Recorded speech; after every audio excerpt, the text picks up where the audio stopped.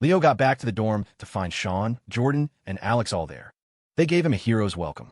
Alex clapped him hard on the shoulder. Jordan, practically vibrating with excitement, pushed him into a chair and started kneading his shoulders with his soft, pale, surprisingly strong hands. Leo, my man, you must be exhausted after a long night of labor. Leo just blinked. Even Sean looked at him with a new sense of admiration. Leo, my man, you must be exhausted after a long night of labor. Leo just blinked. Even Sean looked at him with a new sense of admiration. Their dorm had always been a bit of a dud in the romance department. The guys next door had a dude who'd already moved in with his girlfriend. But for them, seniors, this was the first real breakthrough. Alex's family was too strict. Jordan was the designated best friend to half the girls on campus, stuck permanently in the friend zone. Sean was a professional simp, all talk and no action. And Leo had always been clueless, just Leo. Now, suddenly, he was the first to break the seal. His roommates fussed over him, pouring him tea and cracking jokes. He took a sip. It was brutally bitter. Sean's special herbal tea blend. Of course, a huge mug of bitter, earthy liquid. It was supposed to cool the inner fire, which Leo had to admit he probably needed. Alex, ever the observant one, noticed the faint scrape on Leo's lip. He grinned. Looks like the battle was fierce. Looks like the battle was fierce. No, it wasn't like that. Leo protested, flustered. We just watched the view. Purely innocent. She's not just anyone, you know? What was I supposed to do if she said no? I'm stuck at the final boss of Single Dom, a half step away from leveling up, but I haven't figured out the raid mechanics for the final trial yet. I need to grind a bit more. His roommates stared at him, then collectively sighed and went back to what they were doing. Jordan leaned in for a closer look. Dude, did you get slapped? Your face is all red.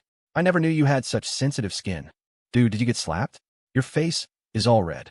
I never knew you had such sensitive skin. Thank you guys, Leo mumbled. Now, please, let me live. After the laughter died down, Leo told them about his lunch. I never knew the second cafeteria had a private dining room that huge. The food was actually incredible. I never knew the second cafeteria had a private dining room that huge. The food was actually incredible. Alex chuckled. You were probably in the VIP room for the Chinese restaurant section. They have one for foreign dignitaries that's even more over the top, decorated like some roaring 20 speakeasy. The university even has a dedicated chef for Western cuisine. Leo had added Dean Roberts' number on his way back. He noticed the dean's social media was painfully official, all policy announcements and photos of campus scenery. But then he saw that Alex had liked some of his posts. It was pure chance that he'd gotten the dean's contact info, while Alex was already connected. You really couldn't compare yourself to others. Just when he thought he was making moves, he'd look over and see his roommate was already leagues ahead. Whatever. He'd also gotten Mr. Roberts the security guard's number, and he was determined to teach the old man how to use his smartphone properly. The train's at 9 tomorrow morning, Sean said, cutting through the chatter. It's a half-hour ride to the station, so we need to leave by 7:30 to be safe. Since there are 4 of us, getting a car will be cheap. We can all fit in one. The train's at 9 tomorrow morning. Leo had planned to pack last night, but he never imagined he'd end up staying out. All right, Leo said. Professor Hoffman said his driver can take us. We don't need to call a car. We just need to be at the main gate at 7:40. Professor Hoffman said his driver can take us. We don't need to call a car. We just need to be at the main gate at 7:40. Sean raised an eyebrow. Professor Hoffman really seemed to have taken a liking to Leo. Alex gave him a thumbs up. Leo's networking skills had skyrocketed lately. Alex was just packing a single duffel bag with a heavy jacket and a change of clothes. When he mentioned bringing medicine, Leo told him he'd already taken care of it. As Leo started packing, a part of him wanted to go see Stella. But then he thought of her mother, Victoria, and knew it would be like walking straight into a lion's den. At least they'd all taken a group photo at lunch. He was standing right next to Victoria. He sent the picture to Stella, but she didn't reply. Her mom was probably with her. After waiting a few minutes, he gave up and focused on his luggage. It was strange to think that after partying at the hotel this morning, they wouldn't see each other for days. Packing didn't take long. Just some clothes and the first aid kit Miller had given him. Finished, he climbed into his bunk, planning to rest for half an hour. He was completely drained, a cocktail of excitement, exhilaration, and exhaustion. He'd left the hotel on a high, only to be immediately confronted by Victoria Vance, which had put his nerves on high alert. The woman had an incredibly intimidating presence. The thought that just last night he'd been tangled up with her daughter in that very hotel made the encounter feel surreal, demanding every ounce of his focus. As he lay down, his back let out a faint crack. His body ached, and his mind felt hollow. The lunch had been delicious, full of perfectly prepared dishes, but now he couldn't remember a single thing he'd eaten. For the first time, he understood what a business lunch felt like. The table is a dazzling spread, a feast for the eyes and nose, but you're so focused on the conversation, on listening intently in case a superior calls on you, that the food becomes flavorless. His stomach had been ready, but his brain had said, not now. His head was still buzzing, maybe from the lack of sleep or the lingering thrill of the night before. But sinking into his small, familiar dorm bed felt like coming home. The room might be cramped and stuffy, but the familiar scent of his roommate's feet was, in its own way, deeply comforting. With no soft body to hold, he hugged his blanket, wrapped his legs around it, and fell instantly asleep. Jordan was still packing, stuffing an absurd amount of things into an oversized suitcase.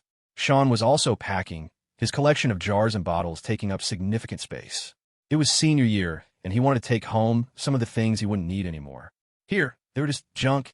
At home, they could be useful. He was excited. It was the first time he'd ever brought his roommates home. The video of Leo making tea had gone viral again, and since he'd filmed it horizontally, it should bring in another small payment. As long as the money kept coming, even a little bit, the anxiety stayed at bay. Soon, the sound of Leo's soft snoring filled the room. Victoria Vance picked up her daughter. She'd wanted to talk, but as soon as Stella got in the car, she leaned against the seat and was asleep within minutes. That exhausted? What was she doing last night? She told the driver to turn up the heat and gently draped a blanket over her. Then, she pulled out her phone and looked at the TikTok link the young man had sent her. She started with the newest video and, one by one, found herself watching all of them. In one of the running videos, she saw a familiar figure jogging alongside him. There was no face, but she'd know her own daughter anywhere. They were running together? Early in the morning. Victoria found her reading glasses, put them on, and watched the video again. In the city of Lakeside, at XXX University, Clay Foster finished his lunch, took a short nap, and began his walk to the lab. He lived in the faculty housing on campus. Thanks to his father-in-law's connections, his apartment was a 2-story duplex, nearly 2,000 square feet.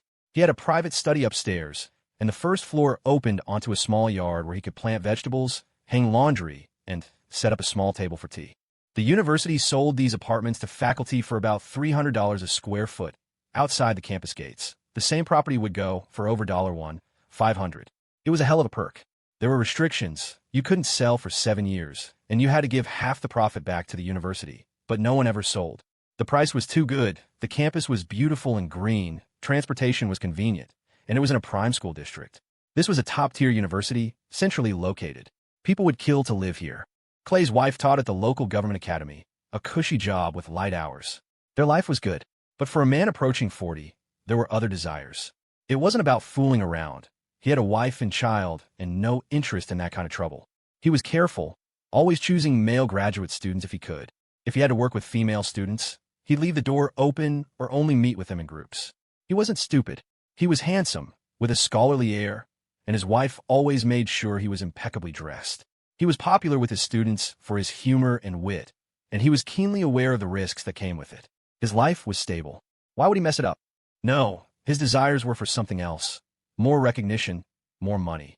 It was just the age he was at. On his way to the lab, he passed through a small campus garden and sat on a bench under the third tree. He opened his stock trading app.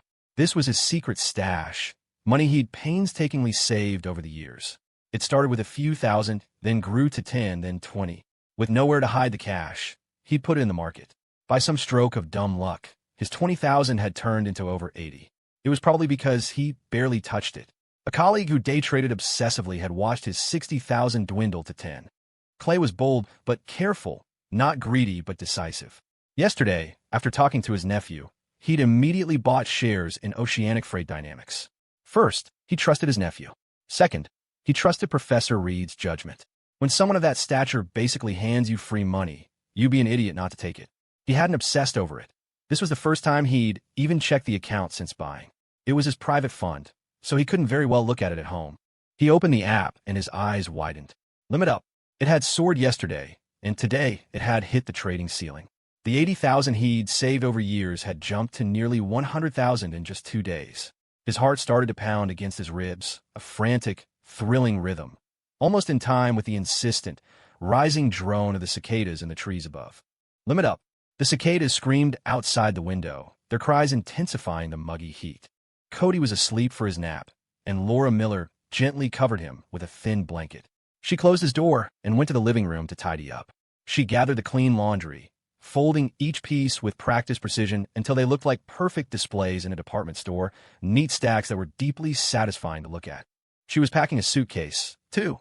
She was taking Cody to her parents for fall break. She packed his clothes, toys, books, and his favorite comics, along with her own toiletries.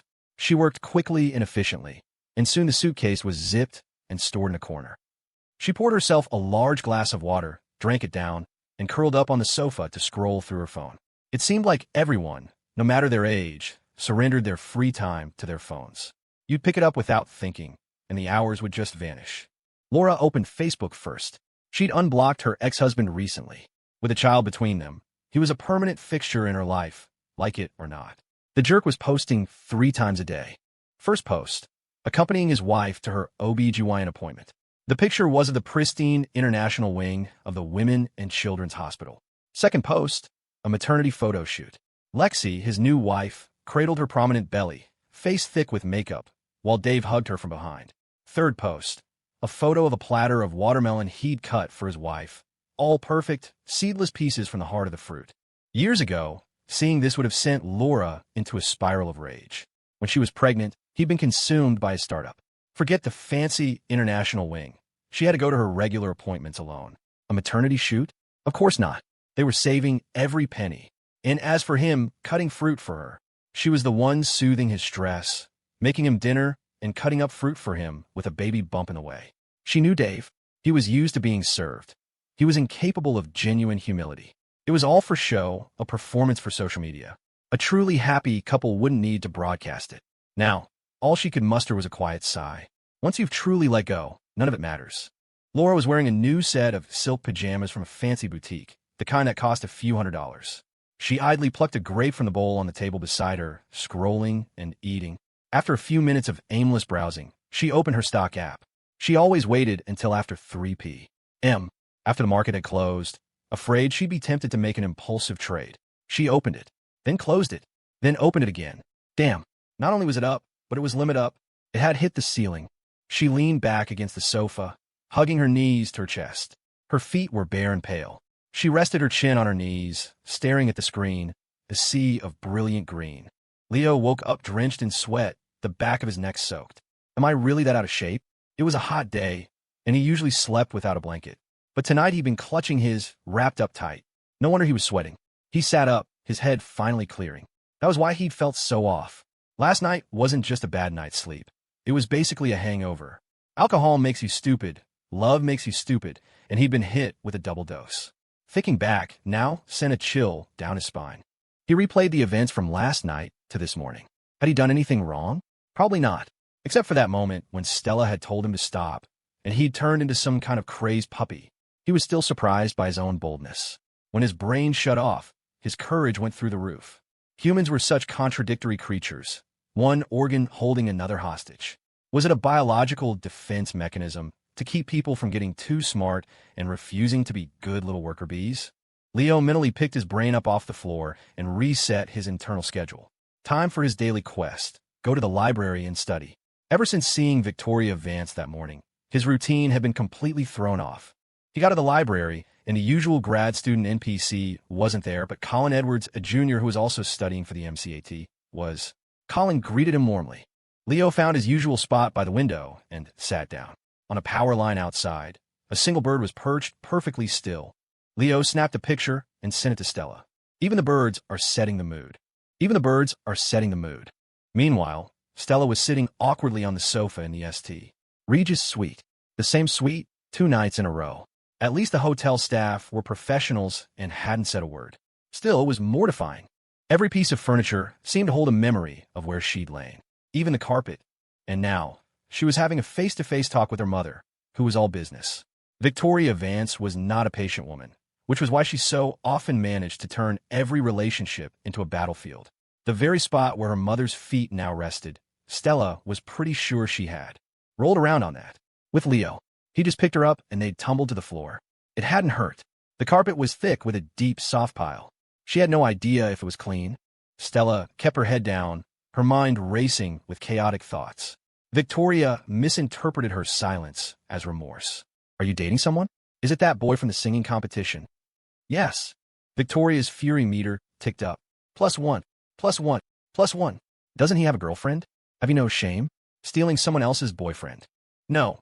He was delivering those flowers for his roommate. That girl wasn't his girlfriend. Victoria was momentarily silenced. Your father would never do something so foolish. Comparing him to Dad, already?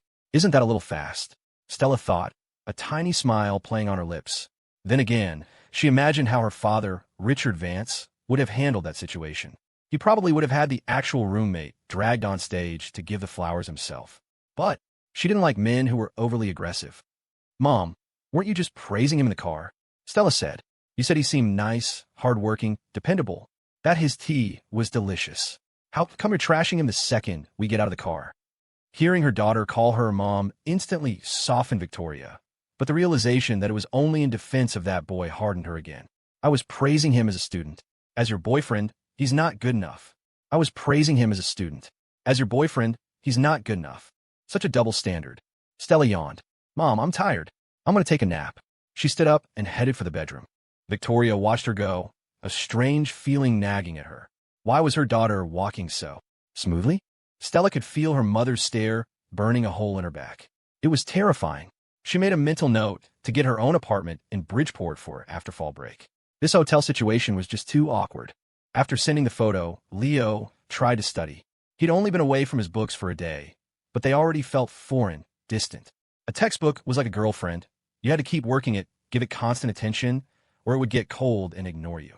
He read 3 lines and felt his eyelids droop, his mind wandering. His hand instinctively reached for his phone. He forced himself to turn off his notifications, put in his earbuds, and started some music. As the melody flowed, his focus slowly returned. He read 1 line, then another. By the 2nd page, he was back in the zone. Across the room, Colin Edwards had been wanting to talk to the big shot, but seeing him so focused, he went back to his own work. Half an hour later, when he saw Leo finally look up from his book and stare out the window, Colin seized his chance. He walked over with a bottle of green tea. Hey, Leo. For you. Leo looked at him. For a second, it felt like looking in a mirror. So this is the feedback loop, he thought. I grovel to the people above me, so that people below me will come grovel to me.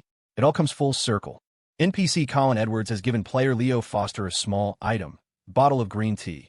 Quenches thirst. Triggers dialogue. Leo, man, your eye for this stuff is incredible. Your fundamentals are so solid. That stock you said was a bad bet yesterday totally tanked. Can you take a look at the one I picked today? Player Leo Foster glanced at the phone the NPC held out, triggering his one-glance skill. It was a sea of red. Leo looked at the kid and clapped him on the shoulder. You're better off focusing on your MCAT prep. At the rate this kid was going, his savings account wouldn't last the semester. Colin nodded meekly and went back to his desk. Leo was about to get back to his own books, but as he stared at the bottle of green tea, he had a small revelation. He'd always been too intimidated to talk to the big shots, feeling like they were on another plane of existence. He wasn't asking for anything, so why bother trying to cozy up to them? But then there was Colin. He thought Leo was some kind of hidden genius. All he did was offer a bottle of tea and a few compliments. He was enthusiastic, but not pathetic, and all Leo had to do was offer a single piece of advice. On the surface, it was a meaningless exchange. But in reality, Leo's words held real value. If Colin was smart enough to understand, he could avoid losing a lot of money, a return far greater than a bottle of tea and a few kind words. It was like Alex in their dorm. He knew almost all the administrators, which gave him access to information they never heard about, a huge advantage over other students. Maybe his own interactions with powerful people were the same. Your perspective changes with your status. It wasn't about being calculating. It was just that when you spent time with them, they would casually drop bits of information that, if you were sharp enough to catch and understand them, were like finding gold. He'd always been the one at the bottom, the one no one respected. Suddenly, he felt like he'd unlocked a new level of understanding. He didn't need to be so tense around his professors. They needed validation, too. That dose of emotional value. He wasn't annoyed when Colin approached him.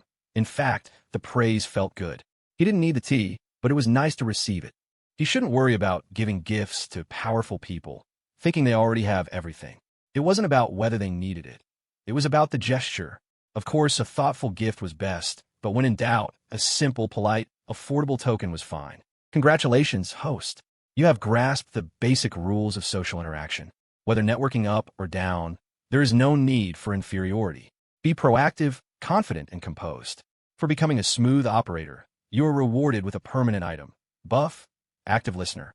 When this buff is active and you are speaking earnestly with someone, they will be compelled to share their true thoughts with you. 80% accuracy. Not effective against individuals with strong mental defenses. Leo glanced around the library. The grad student NPC was already deep in study. He decided he didn't need to know his inner monologue right now. Time to focus.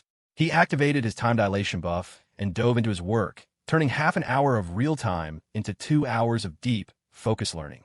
He could feel his intelligence stats slowly recovering. It felt like his brain had a little more room in it. Studying was like leveling up in an RPG. He was still in the tutorial zone, level grinding basic knowledge. The in-game rate of graduation felt impossibly far off. But at least now, the next level felt achievable. Before, he wouldn't have even dared to think about it. If he could hit the next tier by the end of senior year, maybe he could stick around for the grad school expansion pack.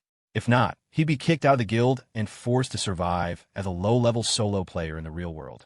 Thinking about it, that way actually made studying more interesting. After 4 hours of theoretical knowledge intake, player Leo Foster decided it was time to practice his beast taming skill. Fall break was coming, and he figured he should at least walk Moose until then. It was only a day or two. Paige Kennedy wasn't at her apartment today, which was probably for the best. It saved them both some awkwardness. Paige had already packed a huge suitcase full of clothes. Her ticket was bought, and she'd made plans with her aunt and cousin. Then she confessed her feelings and gotten shot down. It was brutal, and she couldn't even back out of the trip because her family was already expecting her. What was supposed to be a romantic quest had turned into a trip to get over a broken heart. Which is also fine, I guess. Fine my ass. Paige wailed, her eyes swollen from crying. 2 large cups of coffee that morning had done nothing to help. Her roommates tried to console her. He's just one guy.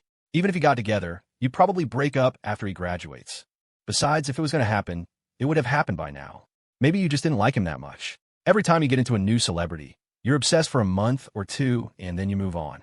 With your track record, you'd probably get sick of him in a month anyway. Paige felt a twinge of guilt. It was true.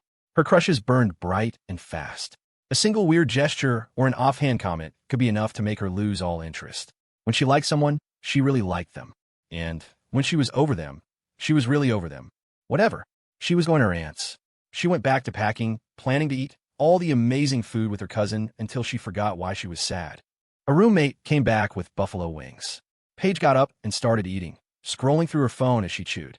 She'd already unfollowed the roommate chronicles, but of course, TikTok's algorithm pushed a new video of Leo making tea right on her feed.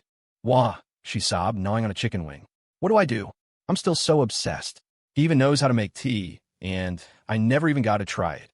Leo went to get Moose, who was ecstatic to see him. The dog's joy was entirely unaffected by his owner's drama. Like owner, like dog, neither of them held on his sadness for long. An annoying mosquito could be enough to distract Moose from any perceived injustice. Paige was the same. As she cried, she realized how good the wings were. Soon, she stopped crying and focused on devouring half a pound of them while scrolling TikTok. The moment Leo clipped on the leash, Moose was a whirlwind of happiness.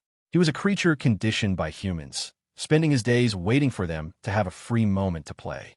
He never complained about how long it took, or if he did, humans couldn't understand.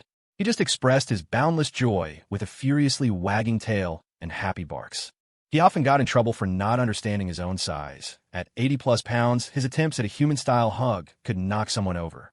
A little poodle mix jumps into your arms, and you cuddle it. A golden retriever does the same, and it gets a smack and a stern no jumping. Moose loved his master, who was always generous with treats. But he loved the hairless puppy person even more, the one who played with him and understood him without words. Leo led Moose to the street vendor cart. While Leo waited for his hot dog, Moose waited for his corn dog. The vendor recognized the pair. He wore a clear plastic face shield to keep from breathing on the food. Moose, parked in front of the cart, stared at it curiously. It looked a bit like the muzzle some dogs had to wear. Was this man one of his kind? But the second a warm corn dog was in his mouth, all philosophical thoughts vanished, replaced by the singular focus of eating. Hey, are you closing down for fall break? Leo asked the vendor. The university felt like a game server that was about to shut down for a holiday event, leaving only a few essential NPCs behind. Nah, my wife and kid are coming to visit, the man said, beaming. I'm going to take them around the city. You're not going back home to the coast. Nope. Sick of it. Seeing it every day, so loud, so damp. I don't think I could get used to it again. Been making food here for 9 years now. The man smiled and deftly started another order for a customer. You want everything on that? Ketchup and mustard? A plain one, got it. I'll throw some extra relish on for you. After finishing his corn dog, Moose stood up, wagging his tail. Woof, woof. Woof, woof. Let's go, time to play. Leo took him to the main athletic field, ready to let him run wild. He hadn't gone for his own run that morning, and after getting into the daily habit, skipping a day felt strange, like he'd forgotten something important. He ran with Moose, letting the dog burn off his boundless energy, and in doing so, burning off some of his own. That evening, Professor Reed was taking her friend for a walk around campus. She hadn't seen Leo on her morning workout and had worried that her asking him for a favor had disrupted his routine. She felt a little bad about it. Now, in the early evening, the heat had broken and a cool breeze was blowing. It was the perfect time for a stroll with Genevieve. The campus was idyllic, situated on the shore of a lake with mountains at its back. It might not be a famous university, but its scenery was among the best in the country. The air was clean, and it was full of young people. Dr. Genevieve Croft was officially in vacation mode. She'd changed out of the drab gray travel clothes she'd worn on the plane and was now in a beautiful dress, walking with Professor Reed. Evelyn, the environment here is wonderful. The air is so fresh. I slept so soundly this afternoon, Genevieve said. I swear, back in D.C., I can't even take a nap. I feel like there's always something I should be doing. I'll lie down, then sit bolt upright, try to remember what it was. It's just constant anxiety. And if I don't nap, I'm exhausted by the afternoon, totally brain dead by evening. I try to go to bed early, but then I start worrying about everything I have to do the next day. I'm anxious about tomorrow before I've even finished today. She sighed, watching the students pass by, looking so carefree. You, my dear, have a small case of power lust, Professor Reed said with a smile. Ever since you became Dr. Croft, the dean, you've loved the sound of it. But you're noticeably more worn out than when I saw you 3 years ago. You're all wound up. If you keep this up, in 5 years you'll look older than me. The thought startled Genevieve. Surely not. In 5 years, you'll be in your 70s. She used to be just an artist, impulsive and unafraid to argue with her superiors. Now that she was a leader herself, she'd lost that fire. She spent her days playing the part of an agreeable subordinate. After all, she was still only an associate dean, not the dean. Professor Reed looked at her friend with deep affection. She'd been through all of this herself. In her youth, she'd had that same ambition, but she'd quickly recalibrated, figuring out what she truly loved and where her talents lay. She hadn't let herself get sidetracked. With her personality, stubborn and brutally honest, a career in administration would have been a disaster. She would have alienated everyone. Better to stick to her academic field, where she excelled. Survival was key. Genevieve was young, but she'd already had 2 major surgeries. One to remove a benign but fast-growing tumor from her eye socket that was threatening her vision, and another to remove a nodule from her lung that turned out to be a microinvasive adenocarcinoma. They caught it just in time. Any longer, and it would have been early-stage lung cancer. That was why Professor Reed had so sincerely urged her to come here and rest. Her health was failing. If she kept pushing herself like this, her paintings were going to skyrocket in value. An artist dies, and their work doubles in price. Victoria Vance, I wasn't thinking that far ahead. They walked and talked. Genevieve had been at a peak in her career, flush with success, praised as the youngest associate dean and one of the most valuable contemporary female artists. The praise had inflated her ego, but the 2 surgeries had brought her crashing back to earth. It was true. Since becoming a dean, she hadn't produced a single piece of work she was truly proud of. Everyone praised Dr. Croft's paintings, but she knew they were lifeless, technically proficient but devoid of soul. Her eye problem had flared up after she overheard 2 students in the school gallery critiquing her work. What is this? It looks like a grade schooler painted it. The stuff our classmates make is better. Her blood pressure shot up. It was like hearing the child in the emperor's new clothes declare that the emperor was naked. She'd been rushed to the hospital, barely saving her sight. What truly hurt was that she agreed with them. Her work was terrible.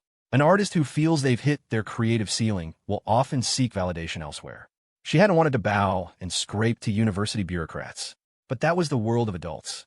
She, a glamorous and successful dean, was drowning in her own anxieties. But talking with her old mentor was helping. She was slowly recharging. Genevieve stretched, feeling a sense of release. And then she saw him. the young man running with the dog. Oh, Evelyn, isn't that your student? Professor Reed saw him too, Leo and his dog, racing across the field. Youth was a beautiful thing. They stopped to watch them for a moment, the setting sun casting a golden halo around the golden retriever's fur, making the scene even more picturesque.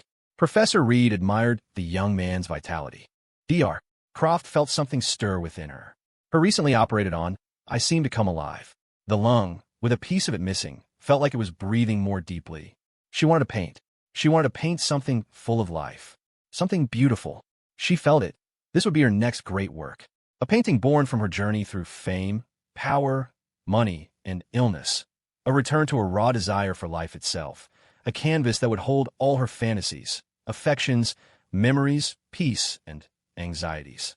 Leo was too absorbed in playing with Moose to notice the two NPCs on the sidewalk. Moose, however, was particularly talkative today. Vwiff, vwiff, vwiff, vwiff, vwiff. He was relentless. I'm leaving tomorrow. Woof woof. Paige said she's taking you home with her for the break. You be good, or you'll get in trouble. Woof woof woof. Where am I going? To a classmate's house. I'll only be gone a week. I'll see you when I get back. Woof woof woof. Yeah, there might be dogs there. Sean said they have mutts back in his hometown. I'll send you pictures. Woof woof woof. No more corn dogs. 4 is enough. You need to watch your diet. You're getting a little chubby. Woof. The conversation was perfectly harmonious. Leo dropped Moose off at Paige's apartment. The lights were off. She wasn't home. Moose let out a few barks. Leo waved goodbye. The dog didn't follow him out. He just lay down in his favorite spot and started chewing on a plastic duck, entertaining himself. Humans weren't always around. He had to know how to make himself happy. Leo headed back to his dorm. The roommates had plans to get dinner together. His daily quests, level grinding and beast taming, were complete. The mechanical voice in his head provided feedback. Host has studied diligently, forcing himself to learn even when he didn't want to. During the study session, Host yawned 12 times and rubbed his eyes 16 times. Reward. Right eye prescription improved by -0. 25 diopters. Host has cared for his pet attentively, fostering a relationship of equality and friendship, providing the pet with immense psychological and physiological satisfaction. Reward. Basic spades proficiency 1 day. Spades? Leo thought. Is the system worried I'll be bored on the train tomorrow? He was already seeing students with suitcases heading off campus. It felt like the holidays had already begun. On his way back, he passed the fountain by the flower garden and paused. For a second, he thought someone was standing there, waiting for him in that familiar spot. But as he got closer, he realized it was another girl, shorter than Stella. Her own companion arrived just then, a guy taller than Leo. The setting sun lit the fountain, turning the water to gold as it danced in the air before falling back to earth. They went to Lucky's. Jordan immediately ordered the corn fritters, his favorite. Crispy on the outside, with sweet, plum kernels of corn inside, dusted with powdered sugar. It was basically a dessert, but here it was served as a massive shareable appetizer. They also got the steak tips, so tender you barely had to chew. The owner of a small place like this is also the head chef, and you could taste the care he put into the food.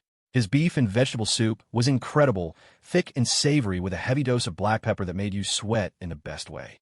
Even the rice was good, steamed in a wooden bucket, which made the grains plump, fluffy, and fragrant, and it was all you can eat. They added an order of sautéed greens and the home-style tofu and eggplant stew. It was made with firm tofu and peeled eggplant, both of which soaked up the rich, savory sauce, all topped with fresh green onions. The food was cheap, delicious, and the portions were huge. The only downside was the restaurant itself. The tables were crammed together, the floor was perpetually greasy, and the plates and bowls were cheap, some of them chipped.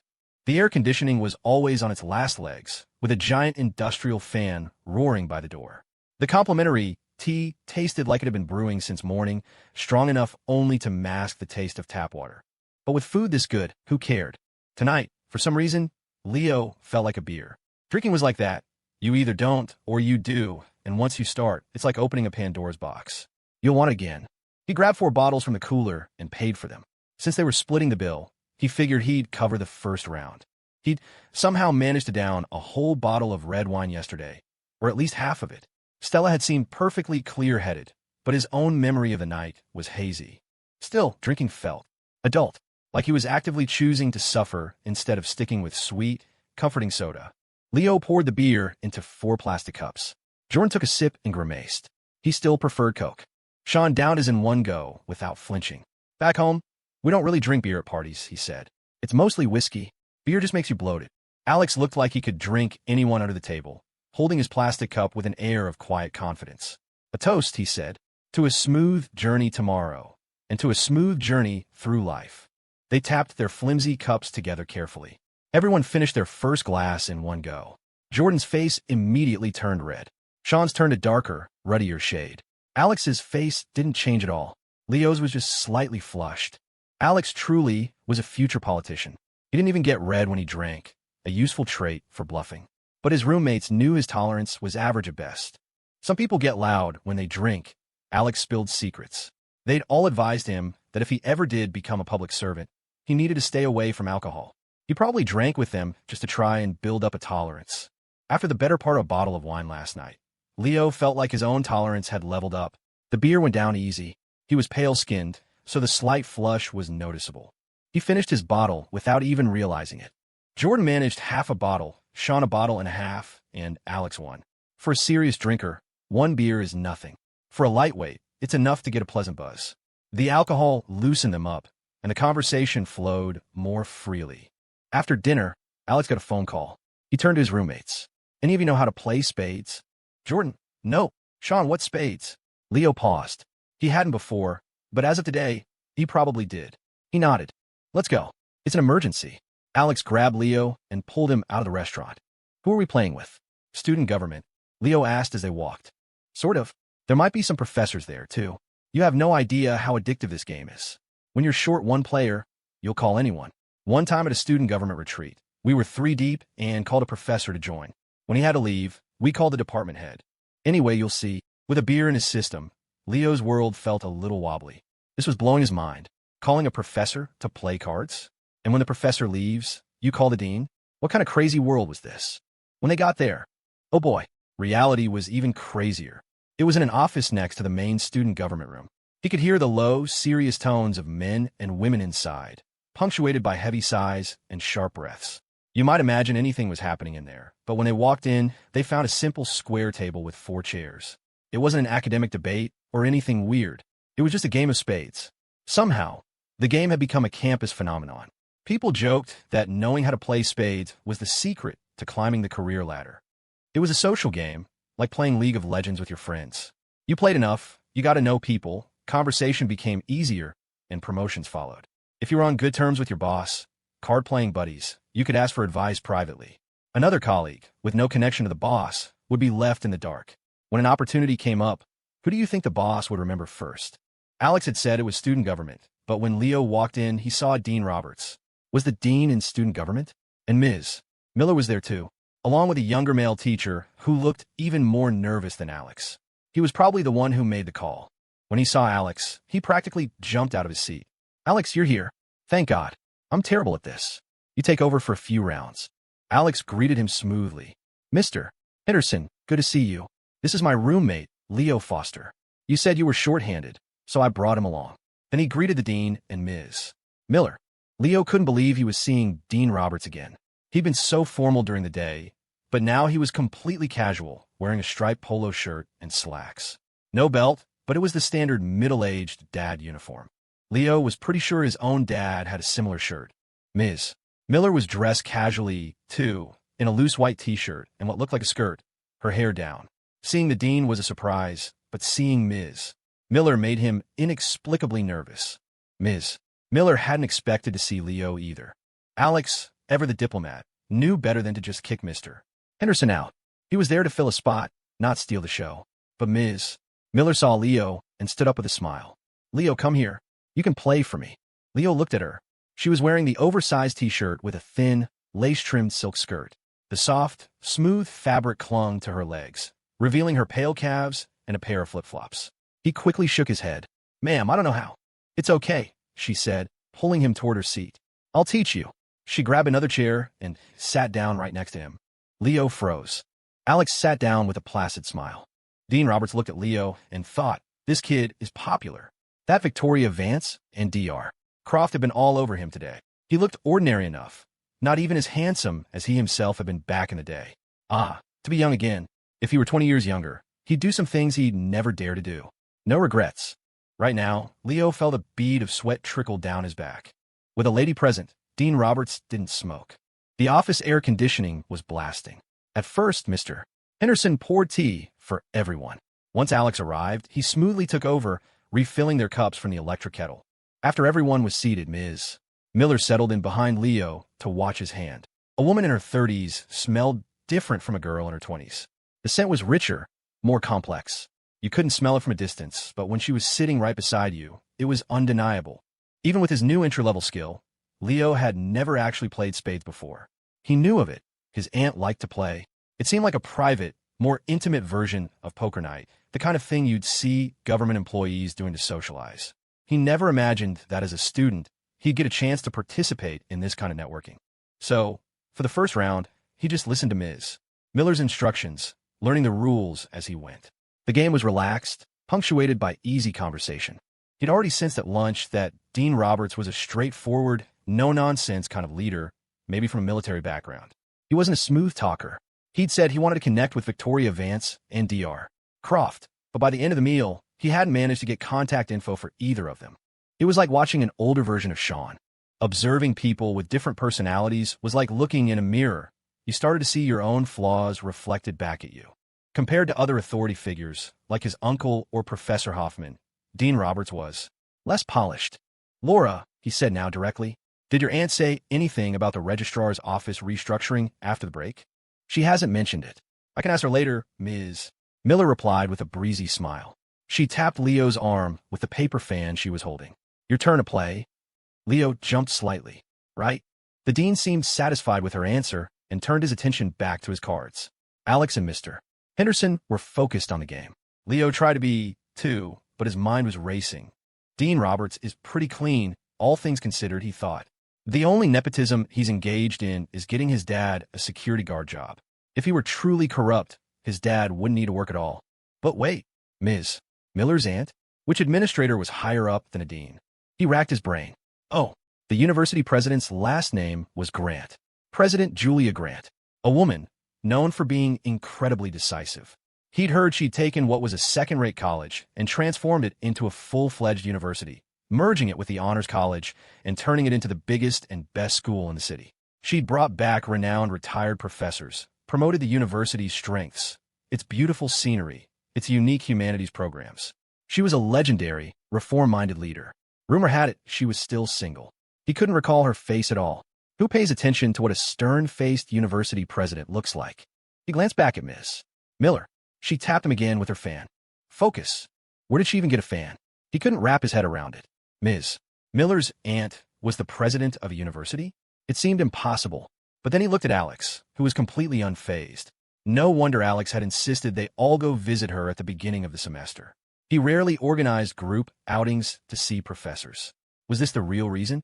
At first, Leo had just assumed Alex and Ms. Miller were close, but their interactions didn't really suggest that. Thinking back, her apartment in the faculty housing was in a prime location, large and well-appointed, similar to Professor Reed's. For her rank, it was an unusually nice assignment. So many things that seemed ordinary or extraordinary had underlying reasons. Dean Roberts seemed quite interested in Leo. He was surprised to learn he was Alex's roommate. He knew Alex Young, of course. The kid was on the administration's radar. It was rare to see a student so mature. Among a flock of clueless student sheep, a shepherd in sheep's clothing stood out.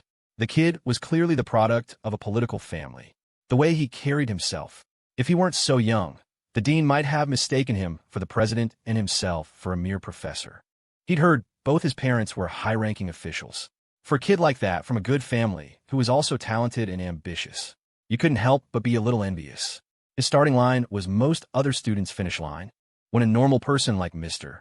Henderson poured water, it was just a menial task. When Alex Young did it, it was a display of humble, respectful character worthy of praise. As for his roommate, Leo, this was the dean's first real interaction with him. He was realizing his university had more than its fair share of hidden talents. The dean didn't know anything about brands of clothes or shoes. He wasn't into that stuff. But he knew watches. He remembered the Watch Brothers scandal from years ago, when an official was exposed for wearing a ridiculously expensive watch, something like $30,000, and ended up being reassigned. So he made a point of learning about them.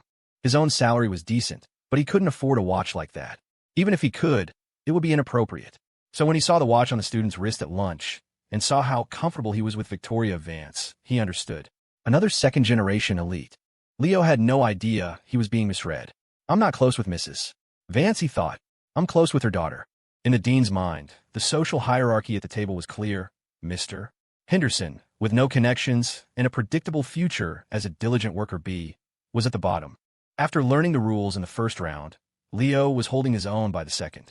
But he quickly realized that while the system had given him level 1 proficiency, his roommate Alex was at least a level 2, maybe even approaching level 3. Alex played with an easy, confident grace. Mr. Henderson played cluelessly. Dean Roberts just played happily. Leo got into it. With his intelligence stat now above average, he found the game genuinely fun. He was winning, and it felt like he was winning through smarts. As the game got more exciting, the titles started to drop. If Dean Roberts wasn't the dean, they'd have been calling him Bob by now. At first, having Ms. Miller so close had made him nervous, but soon he was so focused on the game, he forgot she was there. When he and Alex were partners, they were unstoppable. Even when paired with the dean, he won most of the time. His performance dipped only when he was partnered with Mr. Henderson. Alex, meanwhile, seemed to win and lose in equal measure, keeping the game balanced and fun for everyone. It was only when he noticed his water glass was empty and Ms. Miller was refilling it for him that he snapped out his trance, startled. What had he done to deserve a professor pouring water for him? Once he got the hang of the game, part of his mind was free to wander. Management theory said leaders shouldn't get too familiar with their subordinates. But sitting here across from the president, he wasn't intimidated at all. He was even mentally critiquing the dean's personality. Before, he would have blindly followed any instruction from a teacher. Now he found himself questioning them, realizing they were just people, not so different from him. He listened to the dean reminisce about a brilliant student from a few years back who'd become famous on campus for his spade skills, won tournaments, and landed a great job.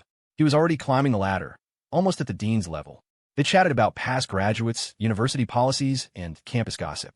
He learned that a senior from their department had married a computer science professor. They both worked at the university now and already had a kid. As they talked, Leo couldn't help but glance at Ms. Miller. She was sitting close enough to see his cards, but not so close as to be inappropriate. He knew from the system that her favorability toward him was high, a virtual 80. But in person, he couldn't feel it. She was just warm and friendly, like an older sister. They played until 10 and then called it a night. The dean, having had a great time, suggested they play again after the break. We have exams to study for after the break, Alex said. That stuff is easy for you, the dean said, turning to younger teacher. Mr. Henderson put together a set of past exam questions for Alex. Mr. Henderson nodded eagerly, promising to get it done by the next day. Leo just smiled politely. Over the course of the evening, his arm had turned red from being repeatedly tapped by Ms. Miller's fan. Playing spades felt like a mental workout. It was draining. But on the walk back, Leo checked his attribute panel. His intelligence stat had recovered. It had been showing a -1 modifier, threatening to dip below passing. Now, the negative modifier was gone, back to its normal plus or -1 fluctuation. Playing cards had actually made him smarter.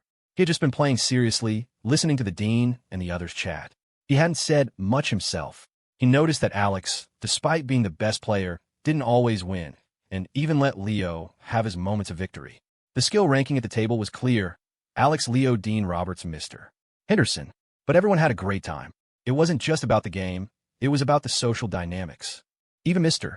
Henderson seemed happy. As they were leaving, Mr. Henderson even asked for his number. He worked in the registrar's office and oversaw the student government. If he hadn't seen it with his own eyes, Leo wouldn't have believed how smoothly his roommate navigated the university, as if they were attending two completely different schools. With Leo's active listening buff engaged, everyone had talked freely and happily, including Alex. The only person who hadn't said much was Ms. Miller. She'd mostly just watched them play, chiming in occasionally. On the way back, Alex suddenly said, "Ugh, something feels off about tonight. Leo, maybe it was because you were there, but I feel like I was too relaxed, got carried away. I talked too much." Leo was taken aback. "No way, it was fine. You didn't say anything weird." Alex thought for a moment, then shook his head. "No, it was probably the beer. I still said too much. Some things are better left unsaid. Being too clear is actually a bad thing." Leo felt a pang of guilt. Dean Roberts got home humming a tune. It had been a fun night, a chance to speak freely and just relax. He was a talkative person by nature, but after becoming an administrator, he'd learned to keep his mouth shut. Now, any chance to have a real conversation felt like a gift. For some reason, he'd ended up sharing a lot of his thoughts, telling stories. It was refreshing. He'd found that kid, Leo, to be surprisingly personable. No wonder Victoria Vance and Dr. Croft liked him. It was a shame he'd only just discovered such a talented student. He opened the door and saw his wife. She was wearing a negligee. He remembered his parents saying they were going out of town for the break, and with their son gone too, it was just her at home. And she was wearing a negligee. The spirit was willing, but the flesh was weak. Dean Roberts quietly closed the door and went back outside for another lap around the campus. It wasn't that he didn't love her. He just didn't have the energy. When Leo and Alex got back to the dorm, Sean was, for the first time ever, already in bed. His computer was off, his desk tidy. He was too excited about going home tomorrow to even think about editing videos. He'd also gone to the student strip for a haircut after dinner, wanting to look sharp. Now he was just lying in bed, scrolling TikTok. Since starting the Roommate Chronicles, he rarely had time to just browse anymore. Even on the toilet, he was usually just checking comments. The latest tea-making video was surprisingly controversial, with a lot of negative comments, but that seemed to be driving up the traffic. Usually a video's engagement would die down after a day or two, but this one kept bubbling. He'd made peace with the hate comments, partly thanks to Jordan's advice, and partly because he found a new coping mechanism. He'd go watch videos from his favorite creators and see that they got hate comments too. If the pros got flamed, it was only normal for a small-timer like him to get some heat. These weren't trolls, they were golden toads spitting out cash. His account balance was over $120. He'd cashed it out. He'd give Leo his $70 cut and still have $50 left over. $50 could last him a while, and he'd earned it himself. At this rate, he wouldn't have to ask his parents for money anymore. The future looked bright. Jordan was also in bed early, wanting to get his beauty sleep to avoid dark circles tomorrow. Not that dark circles were the main issue. When Leo and Alex walked in, the old Leo would have immediately launched into a play-by-play of his night. But when Jordan asked if he had fun, Alex just said, "Some people from student government asked us to play spades." It was okay. And that was it. His lips were sealed. No wonder they never knew what Alex was up to. But at the same time, it made you feel safe around him. He wasn't a gossip. He'd resisted the urge to brag about playing cards with the dean and a professor. He knew that if he told, the story would eventually get back to them, and he'd never be invited again. It would make him seem unreliable. By keeping quiet about something so minor, he projected an aura of trustworthiness. The next time you wanted to do something important or shady, he was the first person you'd think to call. Leo felt an itch to tell someone, to share the story. Keeping it a secret was hard. But if Alex was keeping quiet, he would too. He quickly washed up and got into bed. The mechanical voice chimed in his head. Host has enjoyed a pleasant meal with his roommates, learning to appreciate the taste of alcohol and elevating his culinary experience. Reward: buff, iron liver one day. This buff allows host to maintain a pleasant buzz without becoming fully intoxicated, reducing physical harm. Host has actively studied social etiquette by playing cards with his professors, a foundational social skill for a successful trophy husband. First attempt, 75% completion. Reward: buff, enhanced stamina one day. Congratulations, host. You have grasped the importance of social confidentiality. In all relationships, one must learn to keep secrets.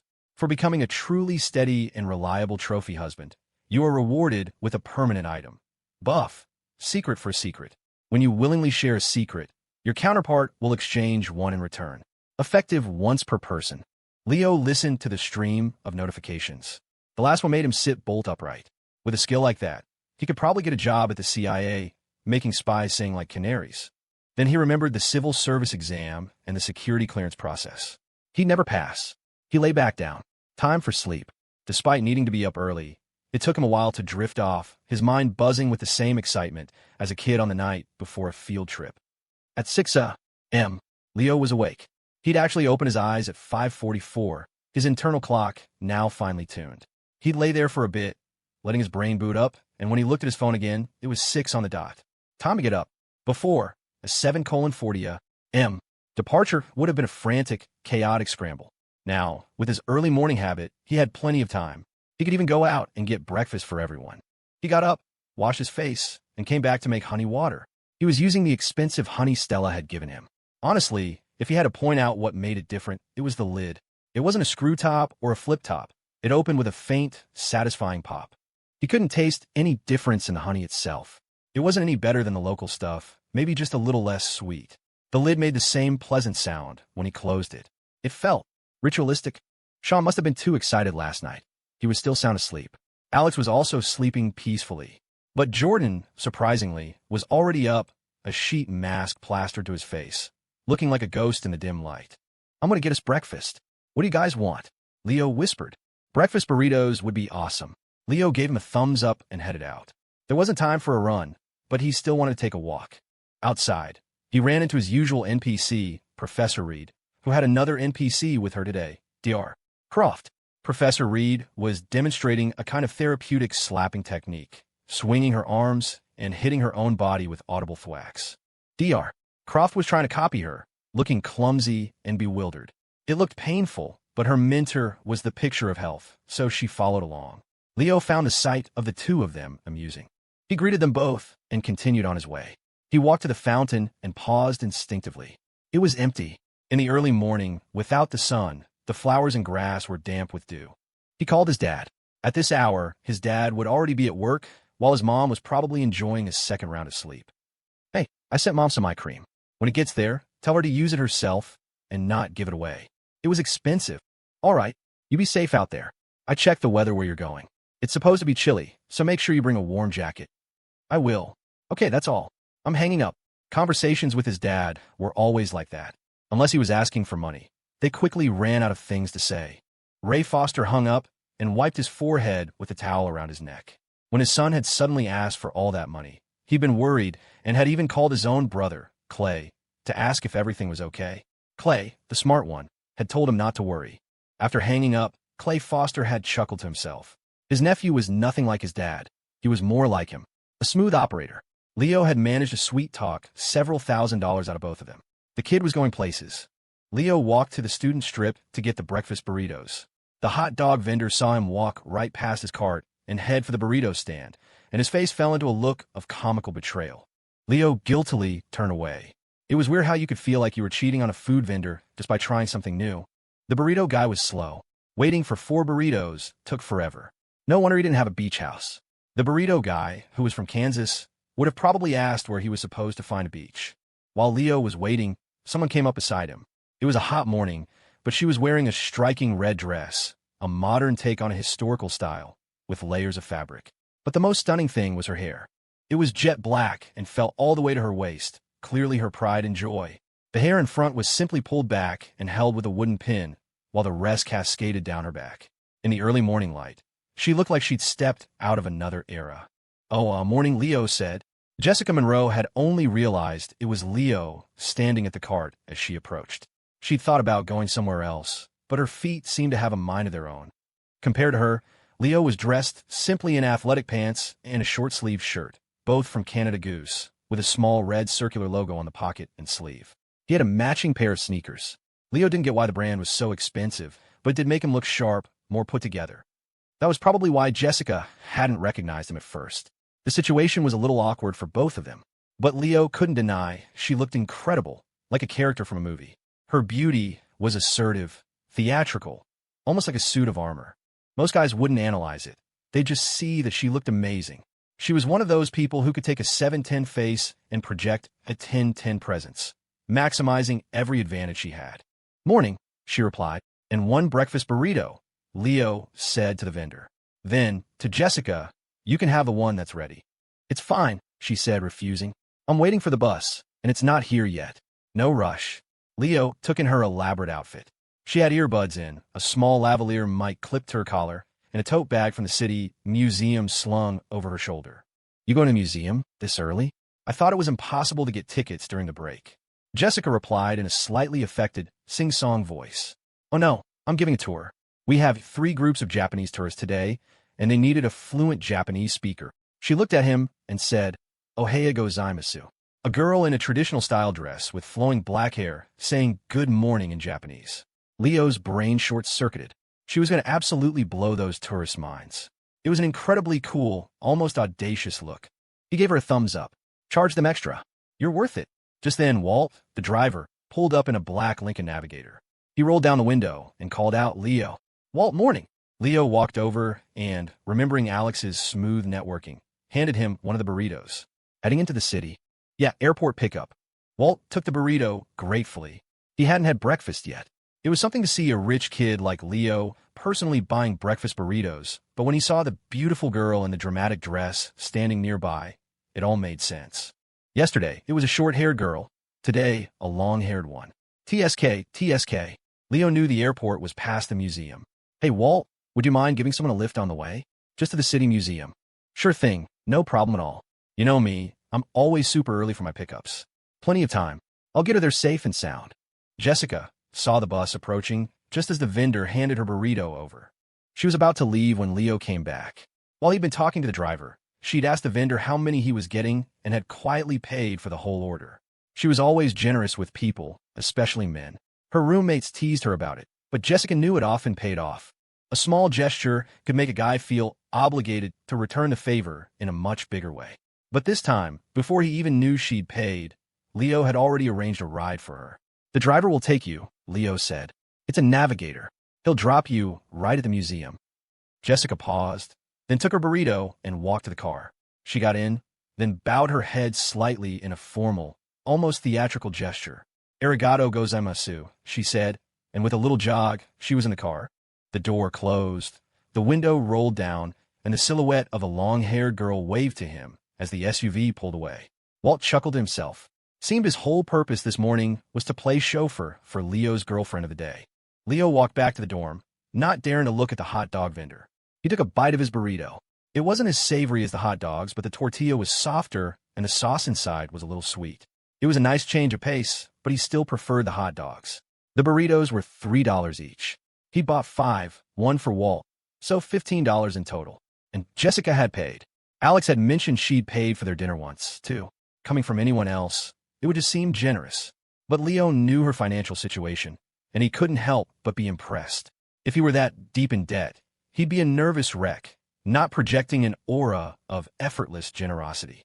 She carried herself with more poise than an actual heiress. Her title as the prettiest girl in the foreign languages department wasn't just about looks. It was about how she handled herself.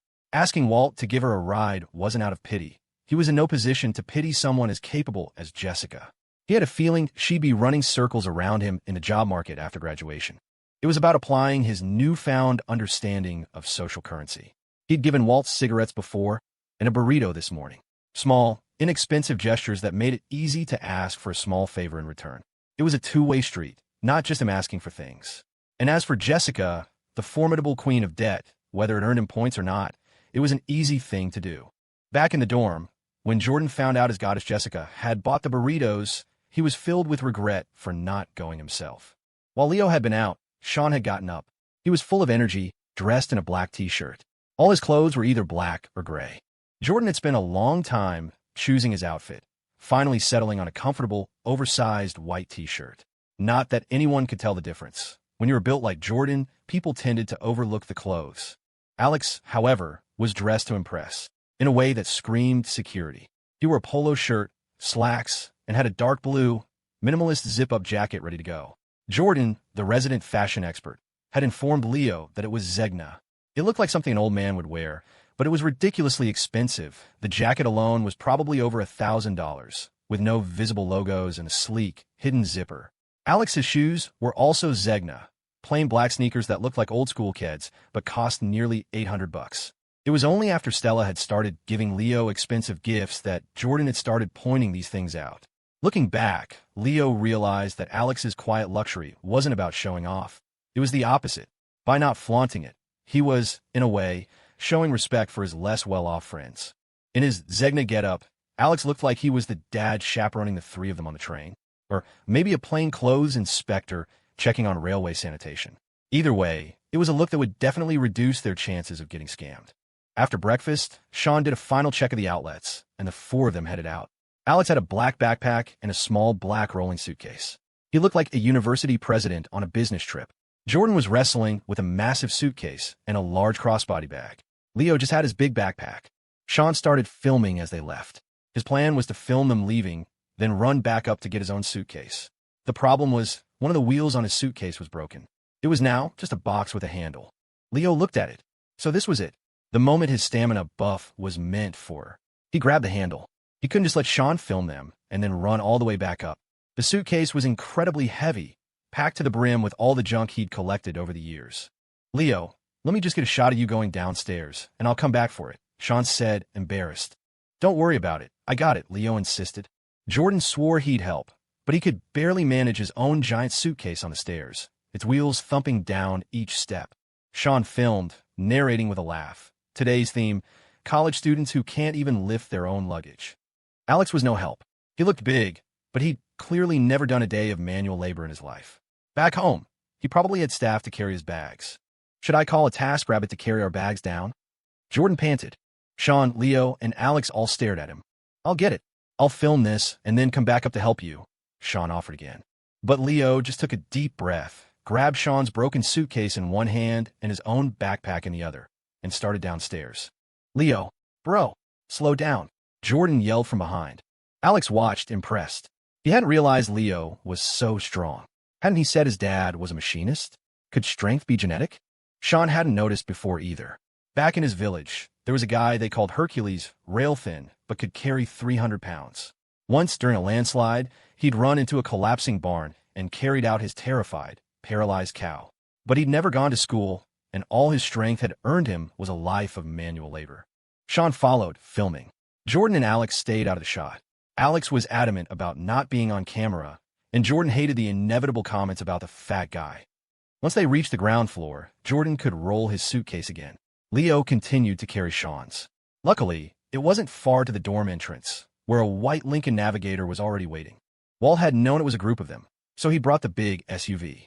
He saw Leo walking toward him, carrying a wheel-less suitcase while another student filmed him. So professional, Walt thought. They even got a broken suitcase for the shot. I get it. The poor college student persona. They loaded their luggage into the back.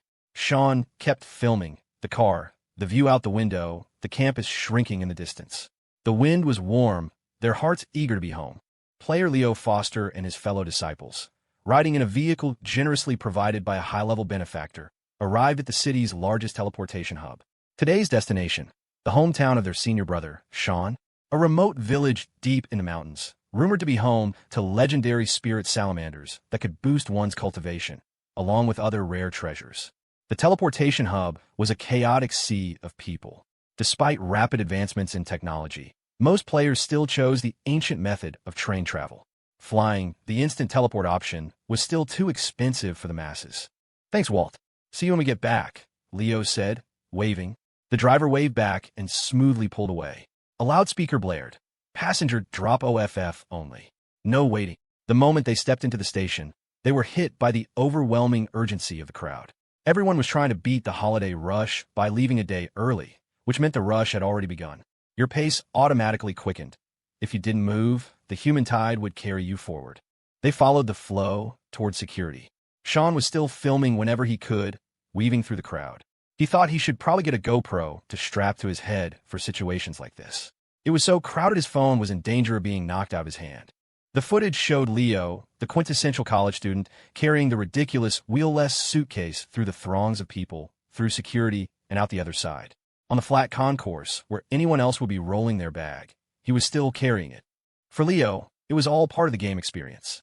To use the teleportation hub, you had to pass an identity check to prevent enemy cultists from sneaking in, and a baggage check for any dangerous cursed items, blades, flammable materials, toxic potions, corrosive liquids. They found their gate 12AB. It was still early, but the waiting area was already packed, with 2 long lines forming on either side. The benches were all taken.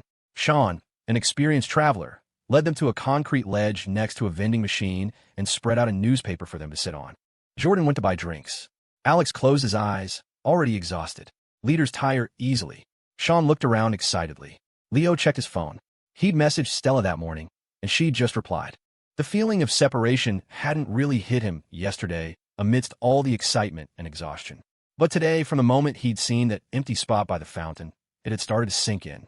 It was like a slow-acting poison planted inside him, its effects growing stronger with time and distance, making him antsy and distracted. The only antidotes were text messages, pictures, voice notes, and video calls in increasing order of potency. He opened his phone to a medium-strength antidote, a voice message. He put in his earbuds and pressed play. He heard Stella's hushed, slightly raspy, just woken up voice. Morning. I'm about to head to the airport.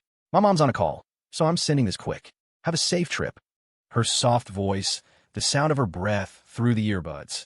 It was enough to make his heart beat a little faster. The antidote was working. He couldn't stop the corner of his mouth from turning up in a goofy grin. Jordan came back with drinks. Jasmine iced tea, cloyingly sweet. Alex took a sip and grimaced. This is awful. Way too sweet. The early start, the crowds, and a lingering lack of sleep had put him in a rare, openly grumpy mood. I don't like it either, Jordan said, but it's endorsed by Cassidy Lane. My goddess. Leo turned the bottle. Sure enough, there was a picture of the bright, smiling actress. You have a lot of goddesses. The more the merrier, Jordan said, taking a sip. But I prefer to admire them from afar. I'd never want to meet them. I'm with Sean on this. I prefer to simp through a screen.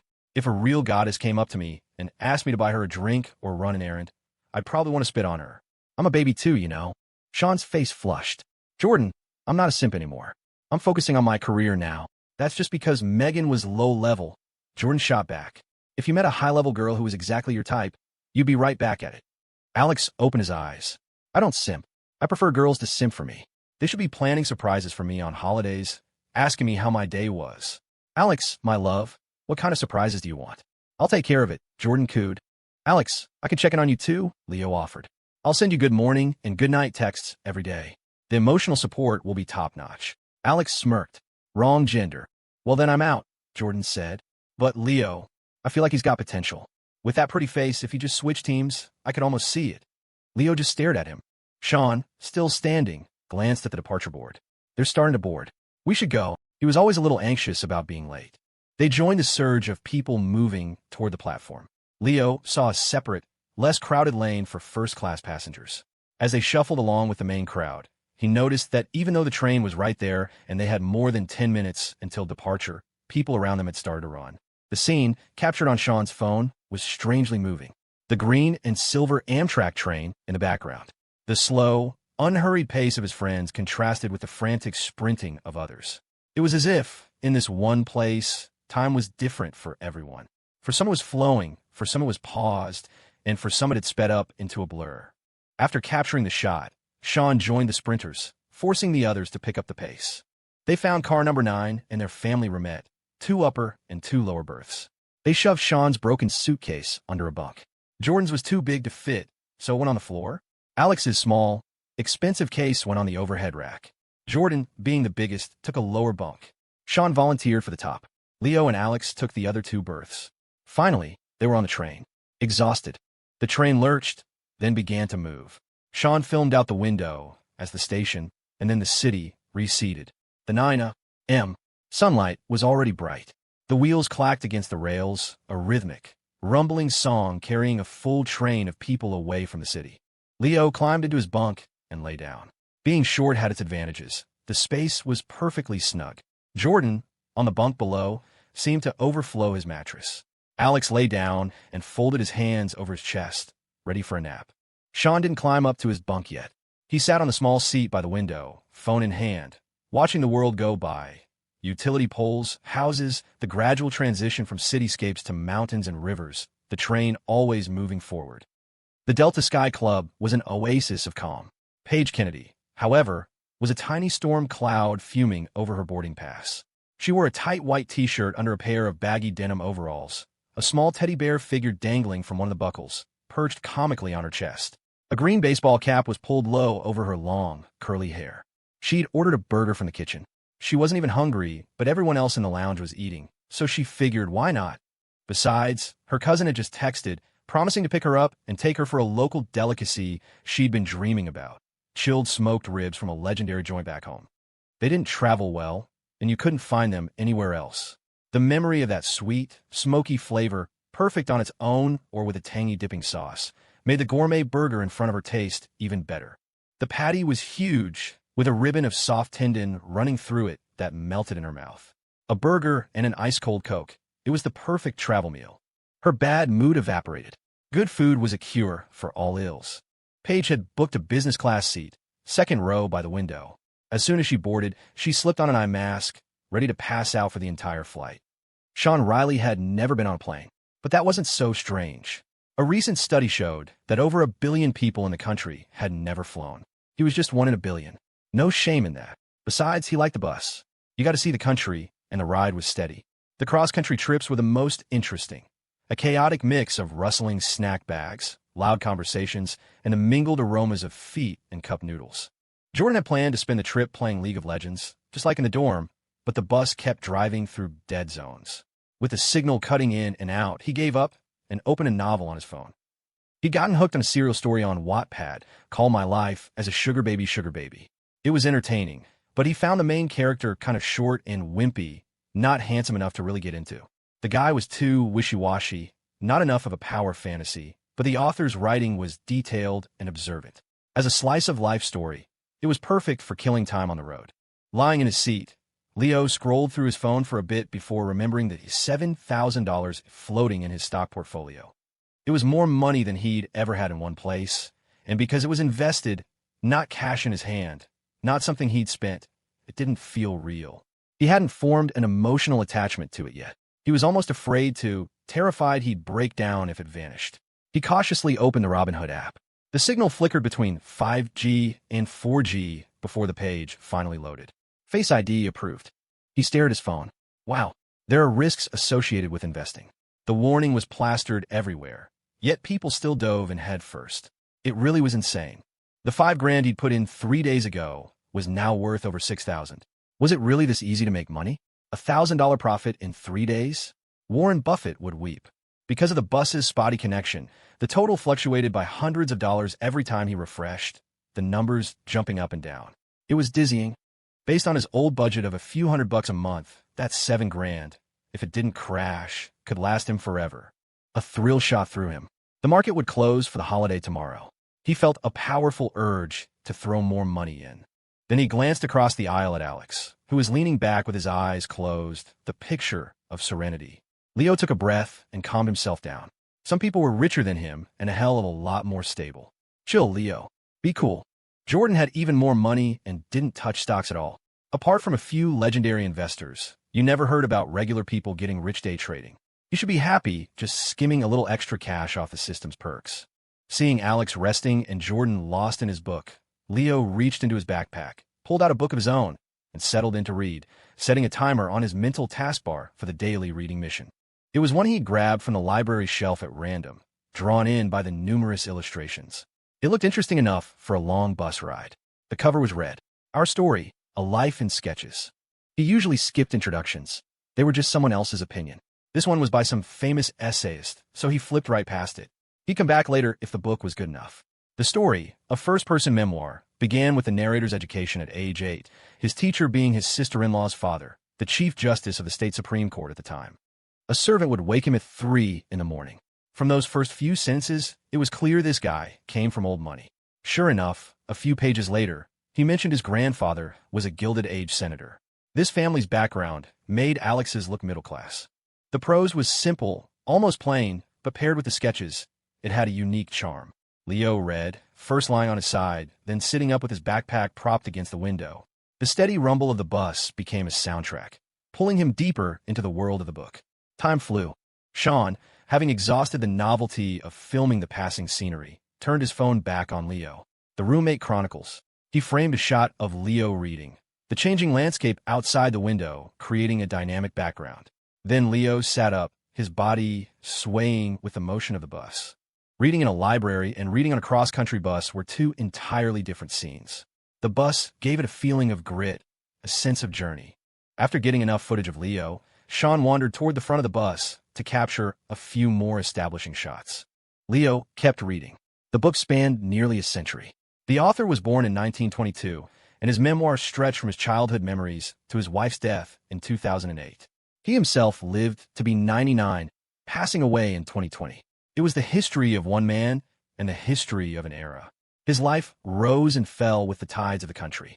There was hardship and joy, but his words and drawings focused on the bright spots, the funny memories.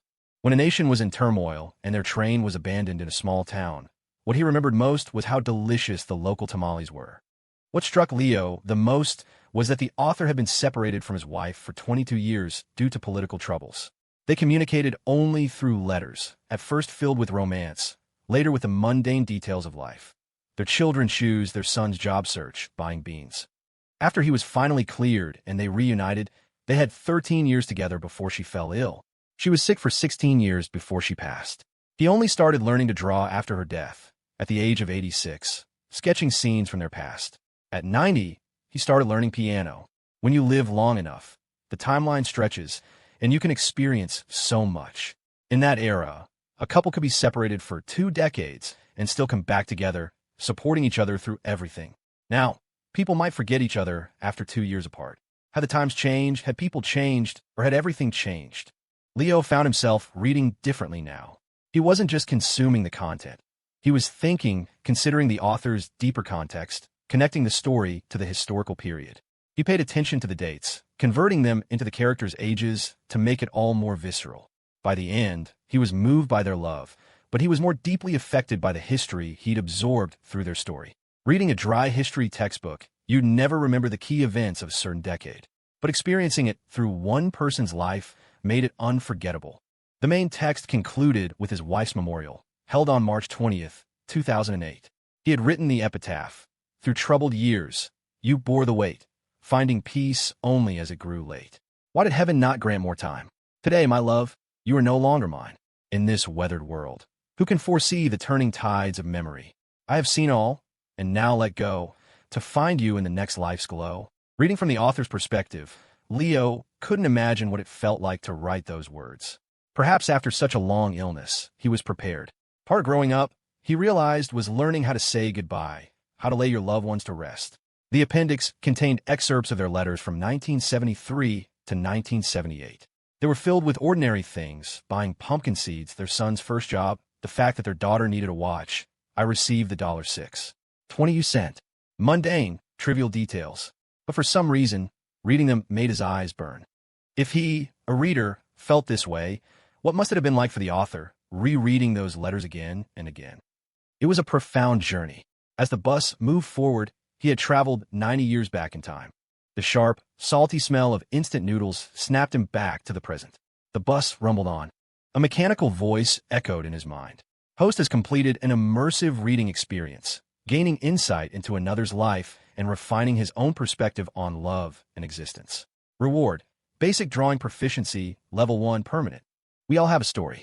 The difference is you can record it. When you do, your story may become valuable to others. Leo was still coming back to himself. Good. He was glad he hadn't read the introduction.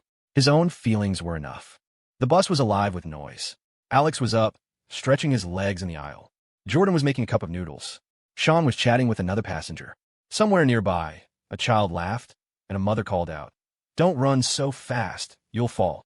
There was always a pen and paper in a college student's backpack. The pen Leo was holding happened to be one he'd pocketed from the St. Regis. It was a common instinct, he figured. You stay in a 5-star hotel, you take the extra slippers, the fancy toiletries. The stuff wasn't even worth 1% of the room rate, but it felt like a waste not to. It was harder to do when you were with a girl, but he'd still managed to snag the pen. He couldn't help himself. It felt like a crime to leave free stuff behind. The St. Regis pen was made of white metal, elegant and refined. It had a gold cap and a satisfying heft. With a simple twist, the nib retracted, making it perfect for carrying around. He flipped open a small notebook, a plain one he'd grabbed from the dorm, about half the size of a standard sheet of paper. Leo had loved to draw as a kid. When his family moved, he found a box under his parents' bed filled with his childhood doodles. They were actually pretty decent. He'd even taken sketching classes for a while. But then the relentless pressure of the American education system took over. The message was clear: focus on your grades, get into a good school. Art was for prodigies who might become the next Van Gogh, or a last resort for kids whose grades were too bad for a traditional path. Since Leo's were fine, art fell by the wayside. It was the most cost-effective route. He'd completely forgotten he even had this hobby. He'd filled a whole box with drawings, a box that took up a huge space under his parents' bed, a box they couldn't bring themselves to throw away, moving it from the old house to the new one. Now, holding the pen from the St. Regis, he sketched a few quick lines on a blank page. He drew a person. He drew Stella, the first time he ever saw her. The system had been buzzing in his head back then, screaming about a single, rich woman. He hadn't thought much of it. He was still getting used to the system, in that initial phase of confusion, excitement, and recklessness. The door mixer had been mostly for show. All talk, no action, another pointless social event. In his eyes back then, Stella was cold, unapproachable, tall, a person from another world, completely out of place with him and the setting. The memory was sharp. It was strange, wasn't it? They'd been at the same university for almost 4 years. They must have crossed paths. Or maybe they never had, their orbits entirely separate.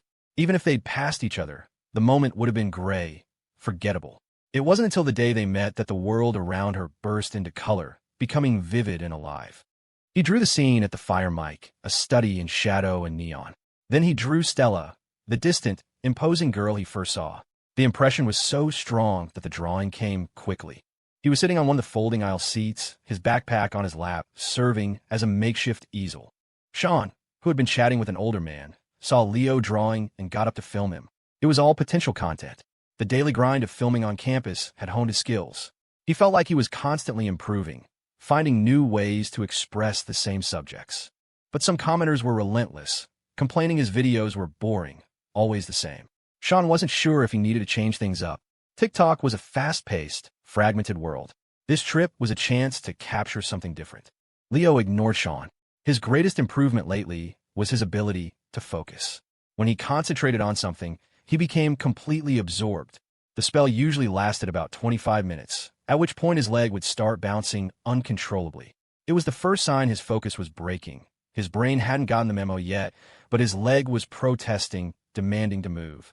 Someone once told him that highly disciplined people were prone to depression because their minds were constantly issuing commands their bodies didn't want to follow, creating a state of perpetual internal conflict.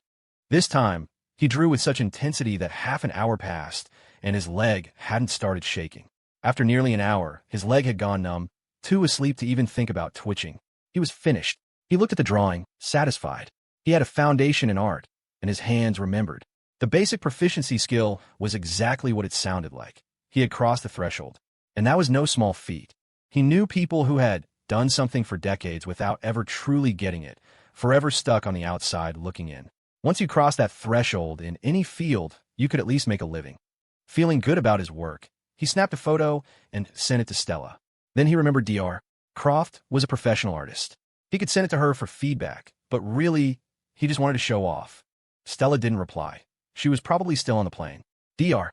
Croft, however, responded almost instantly. She was, funnily enough, waiting in line to see a specialist. An old-school doctor her sister had insisted she see. She was skeptical of all doctors now, convinced that you walk into a hospital perfectly healthy and walk out with a dozen new ailments. But her sister had pointed out that the doctor was about to go on vacation for the holiday, so here she was. The wait was tense and boring. Then Leo's message came through. Genevieve Croft opened the image. Well, she thought, this kid has something. His skill level was already better than most students. He'd crossed the threshold. More importantly, the drawing was full of emotion. The pen strokes captured the girl's beauty, but also her distance, her slight out-of-placeness, a hint of polite, insincere detachment. It was simple, but it was powerful. Evelyn, your student is really something else, she said, showing her phone to Professor Reed. Look, he can draw too. Is there anything he can't do? Professor Reed peered at the screen over her glasses. Everything but math, she thought wryly. His brain just isn't wired for it. But the drawing was undeniably good. She didn't know the technical terms, but it felt alive. With just a ballpoint pen? Give him a proper set of tools, and he'd be unstoppable. The kid was full of surprises. Genevieve replied to Leo, starting with praise and then offering a few pointers on his use of light and shadow. Leo beamed, focusing only on the compliments. He'd worry about improving later. For now, he could just draw whatever scenes he found beautiful on this trip. He wasn't trying to be a master. Just being able to express what he saw was enough. The bus was on the move, so to pass the time, Leo didn't activate his time dilation buff. The journey would feel endless. After he finished drawing, the smell of dinner filled the air. Cup noodles. There was something magical about instant noodles on a bus with a hot dog thrown in. They never tasted as good anywhere else. You had to eat them fast, right as the noodles turned tender, but before they got mushy, the rumbling of the bus and the blur of the landscape outside serving as the perfect seasoning. After everyone had eaten, Jordan suggested a game of spades. He wasn't very good, but it was a way to kill time. Alex, bored after walking the length of the bus and back, agreed. The old man who had been chatting with Sean happily gave up his seat for their game, content to watch. Playing with his roommates was casual. Leo kept losing, but he didn't mind. The proficiency buff from the other night had worn off, and Alex was on another level. But it was more fun than playing with the professors. He didn't have to think, and even losing was fun. Alex, for his part, was having a blast wiping the floor with everyone. But after a few dominant wins, it hit him. Wait a minute. Leo was way better last night. He'd held his own against President Grant. Today, he was playing like a total beginner, letting Alex win. And Alex was loving it, basking in the praise from the others. He looked at Leo, who was grinning and complimenting his plays, and a realization dawned on him. Leo was more mature than he was. He knew how to play, but with his friends, he kept it casual, happy to lose, never trying to prove anything. That was why everyone in the dorm liked him more. Sometimes winning wasn't really winning, and losing wasn't really losing. You learned something new every day. This was a lesson from Leo. Alex kept playing, but his style changed. He relaxed, stopped trying so hard. They all started winning and losing, and time flew by. Outside, the landscape shifted from forests to prairies, and then the grass thinned, giving way to a vast, arid plain. The bus, full of people, rumbled on, plunging into the wilderness. Goodbye, trees. Goodbye, grass. Goodbye, rich soil. Goodbye, first month of senior year. Some things, once past, are gone forever. Some you can see again. As the bus entered the plains, the world became a vast, empty expanse. The land rolled in strange, uniform waves, as if a colossal, prehistoric creature had crawled across it, leaving nothing but sand, gravel, and hard-packed earth. Sean stood up, pacing the aisle. They were close. It was always like this when he came home. When the cities vanished, then the trees, then the grass, he knew he was almost there. This place, where others saw only emptiness, held his home. They still had an hour to go, but he couldn't stop himself from pulling his suitcase out from the overhead bin. Leo stared out the window, fascinated. It was almost 7 o'clock, but the sun hadn't set. Back in Bridgeport, it would have been pitch black for an hour already. Here, twilight was just beginning. He imagined what it would be like to fly here. You'd take off in the afternoon darkness, and somewhere mid-flight, the sky would suddenly brighten again. It would be like outrunning time itself. If a plane had enough fuel, could it just keep flying west and stay in daylight forever? Jordan had demolished a mountain of snacks over the course of the day. His bag was smaller, his stomach bigger. Alex couldn't sit still either. The bus's AC was blasting, and he'd put on his dark blue windbreaker. He sat on an aisle seat, and the slightly stressed-out bus driver seemed to slow down every time he passed him. Alex just had that effect on people. He radiated an aura of calm authority. Sean, less worldly, had been thoroughly interrogated by the old man sitting near him. He'd innocently given up all the basic facts. College student, bringing friends home to Grassfield Hollow, has a younger sister. He was savvy enough not to give up any details about his friends, though. Not out of suspicion, but out of a natural sense of discretion. The old man didn't seem like a bad guy, just a bored traveler making conversation. Jordan, on the other hand, when asked, would launch into a full-blown conversation, asking the old man where he was from, what his kids did, how old his grandkids were, and then showering praise on the man's college-age grandson. It was only now, with a more discerning eye, that Leo noticed the difference between his friends' approaches. Old Leo would have been like Sean, answering every question honestly, too polite to lie, and too shy to ask anything in return. Alex was on another level. No one started conversations with him. He started them. He'd even struck up a conversation with the quiet girl in the upper berth who'd gotten off mid-route, and she'd left with his number, blushing. Leo had watched as Alex immediately saved her contact with a detailed note. XXX College, 19, from XX Town, XX County, phone 186 XXXXXX, and filed her into a fleeting acquaintance group. It was brilliant. Alex's contact list was a masterclass in information management. Most people's phones were a chaotic mess of friends, family, colleagues, and random vendors. After a while, if someone changed their name or profile picture, you'd have no idea who they were. But Alex's system was foolproof. He could find anyone instantly and even control who saw his posts with group settings. Leo made a mental note to start organizing his own contacts. Another day, another life lesson from Alex Young. As small houses began to the roadside, the signs of life returned. Grass and trees reappeared, though they looked different here, tougher and more sparse. The bus pulled into the station. They had arrived. A swarm of people pressed toward the exit.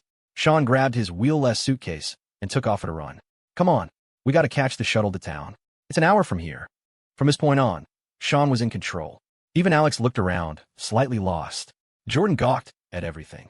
A man was hoisting a live sheep onto the shuttle. The sheep stood right in the aisle in front of them. It was wild. Sean bought their tickets and secured them seats with the practiced ease of a local, a one-man shepherd for his 3 city slicker friends. The shuttle was packed tight. As it lurched forward, the cabin filled with a cacophony of voices, a local dialect so thick it sounded like a foreign language. Leo and his friends stuck out like sore thumbs, tourists practically stamped on their foreheads. Compared to the locals, whose skin was tanned a deep, reddish-brown from the sun, they were ghostly pale. Even Sean looked fair-skinned here. If it weren't for his accent, he'd be mistaken for an outsider too. The shuttle sped along, but the air blowing through the open windows was surprisingly cool, almost cold.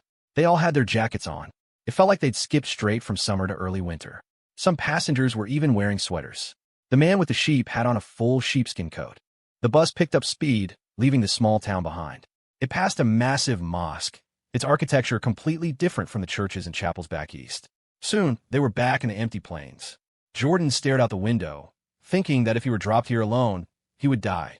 There was nothing, no landmarks, no sense of direction. The ride was rough. The cold air blasting through the windows was better than the stuffy air inside, but the constant jostling made it impossible to look at his phone without getting carsick. Leo managed to text his family that he'd arrived safely, then saw a message from Stella. She had landed. He wasn't even at Sean's house yet, and she was already in France. The world was a strange place. She'd sent a picture of a glamorous city street. Leo looked around, then carefully took a picture of the sheep in the aisle and sent it to her. Someone had wrapped a burlap sack around the sheep's body, probably to prevent any accidents, but its head was sticking out. It had a dumb, innocent look on its face. Jordan was staring at it, locked in a silent duel. In Paris, Stella was sitting in the back of a car, maintaining her usual cool composure, when Leo's text came in. She saw the picture and couldn't help but laugh. Victoria Vance, sitting beside her, was in the middle of a conversation but caught the smile out of the corner of her eye. She couldn't imagine what that boy could have sent to make her daughter, exhausted after a 10-hour flight, light up like that. Stella had already seen the drawing Leo sent, and she'd saved it immediately, feeling an urge to have it professionally framed. She suddenly understood why her mother spent so much on art. She wanted to spend a fortune on this drawing, feeling that anything less would be disrespectful. Now, sitting in the spacious Rolls-Royce, she pictured a sheep standing between the seats and giggled again. Back on the shuttle, Leo and his friends swayed with the sheep for another hour before finally arriving in Comanche County. The station was little more than a dusty lot. The sheep, possibly carsick, was silent. Jordan was not. He stumbled off the bus and immediately threw up in a corner. He'd eaten too many snacks on the first bus, and the final bumpy ride had churned it all into a toxic stew. Alex's face was pale. He averted his eyes, afraid he'd be next. He leaned on Leo, his legs numb and wobbly. Sean patted Jordan's back, a look of helpless amusement on his face. He hadn't thought to bring motion sickness medicine. They were a sorry sight, half their crew incapacitated before they'd even reached the house. Just as they were collecting themselves, a figure in a straw hat on a beat-up old farm truck waved at them from the station entrance. "Brother, over here. I came to get you." It was Sean's sister. Under the straw hat, her features were striking. Her skin was tan, but her eyes were incredibly bright, and she had dimples when she smiled. She wore a school uniform and sat perched on the driver's side of the truck. This was their ride. She hopped down, surprisingly strong, and helped hoist their luggage into the truck bed. Jordan looked on, embarrassed as this petite girl effortlessly lifted his massive suitcase. He stood there, confused about where to sit. Sean demonstrated, hopping into the open bed and sitting on the edge. It was a convertible with a 360-degree view. Once all 4 of them were settled in the back, Sean's sister started the engine and headed toward the village. The sun was finally setting, a fiery ball being swallowed by the prairie horizon. At first, the idea of riding in the back of a truck had seemed reckless, but it was surprisingly comfortable. The girl was a little shy, offering a quiet hello to each of them before turning to chatter with Sean in their local dialect. The anxious energy of the journey began to fade. The road narrowed, flanked by rolling hills and open grasslands. The wind was cool and refreshing. Jordan felt like he was coming back to life. This was worth it. It was beautiful. Then from a side road, another truck appeared, this one carrying 3 donkeys in its bed. It pulled up alongside them. It was a surreal moment. Leo fumbled for his phone to take a picture. He had never imagined he would one day be sharing a commute with donkeys. The donkeys, either excited or terrified, let out a series of loud, braying calls. Hee-haw, hee-haw. Even Alex's serious expression cracked into a smile. For a stretch of their journey, they traveled parallel to a trio of donkeys, moving forward together under the evening sky, the prairie wind and the sound of braying in their ears. Night fell. In a brilliantly lit restaurant, Paige Kennedy had arrived at her aunt's house that afternoon. Lunch had been prepared by the family's housekeeper, a woman who was supposedly a master of noodle dishes. She made Paige a bowl of authentic beef noodle soup on the spot, and it looked so much better than the one from the airport lounge that Paige regretted eating so much earlier. The noodles were perfectly chewy, the green onions were a vibrant counterpoint, and the spicy, sour pickled vegetables served on the side cut through the richness of the broth. She'd spent the afternoon resting. Though she'd slept on the plane, she still felt the exhaustion of travel. Her cousin, who'd picked her up in a Mercedes E-Class, lived well. Her uncle was the director of a local hospital. Their house was over 3,000 square feet, with a separate apartment for the housekeeper, a large terrace for outdoor grilling, and a sunroom converted into a tea room. Paige and her cousin, despite not having seen each other in years, fell back into an easy, chattering rhythm. That was just Paige, lively, happy, not a complicated thought in her head. At least, that used to be true. Now, things were a little more complicated. That evening, her uncle had arranged a welcome dinner at a hotel. She hadn't seen him yet, but she remembered him as short and stout, even shorter than her aunt. Ready for dinner, her green baseball cap confiscated by her aunt, Paige put her hair up in a bun and wore a long white dress, looking every bit the pretty, well-behaved young woman. Night fell.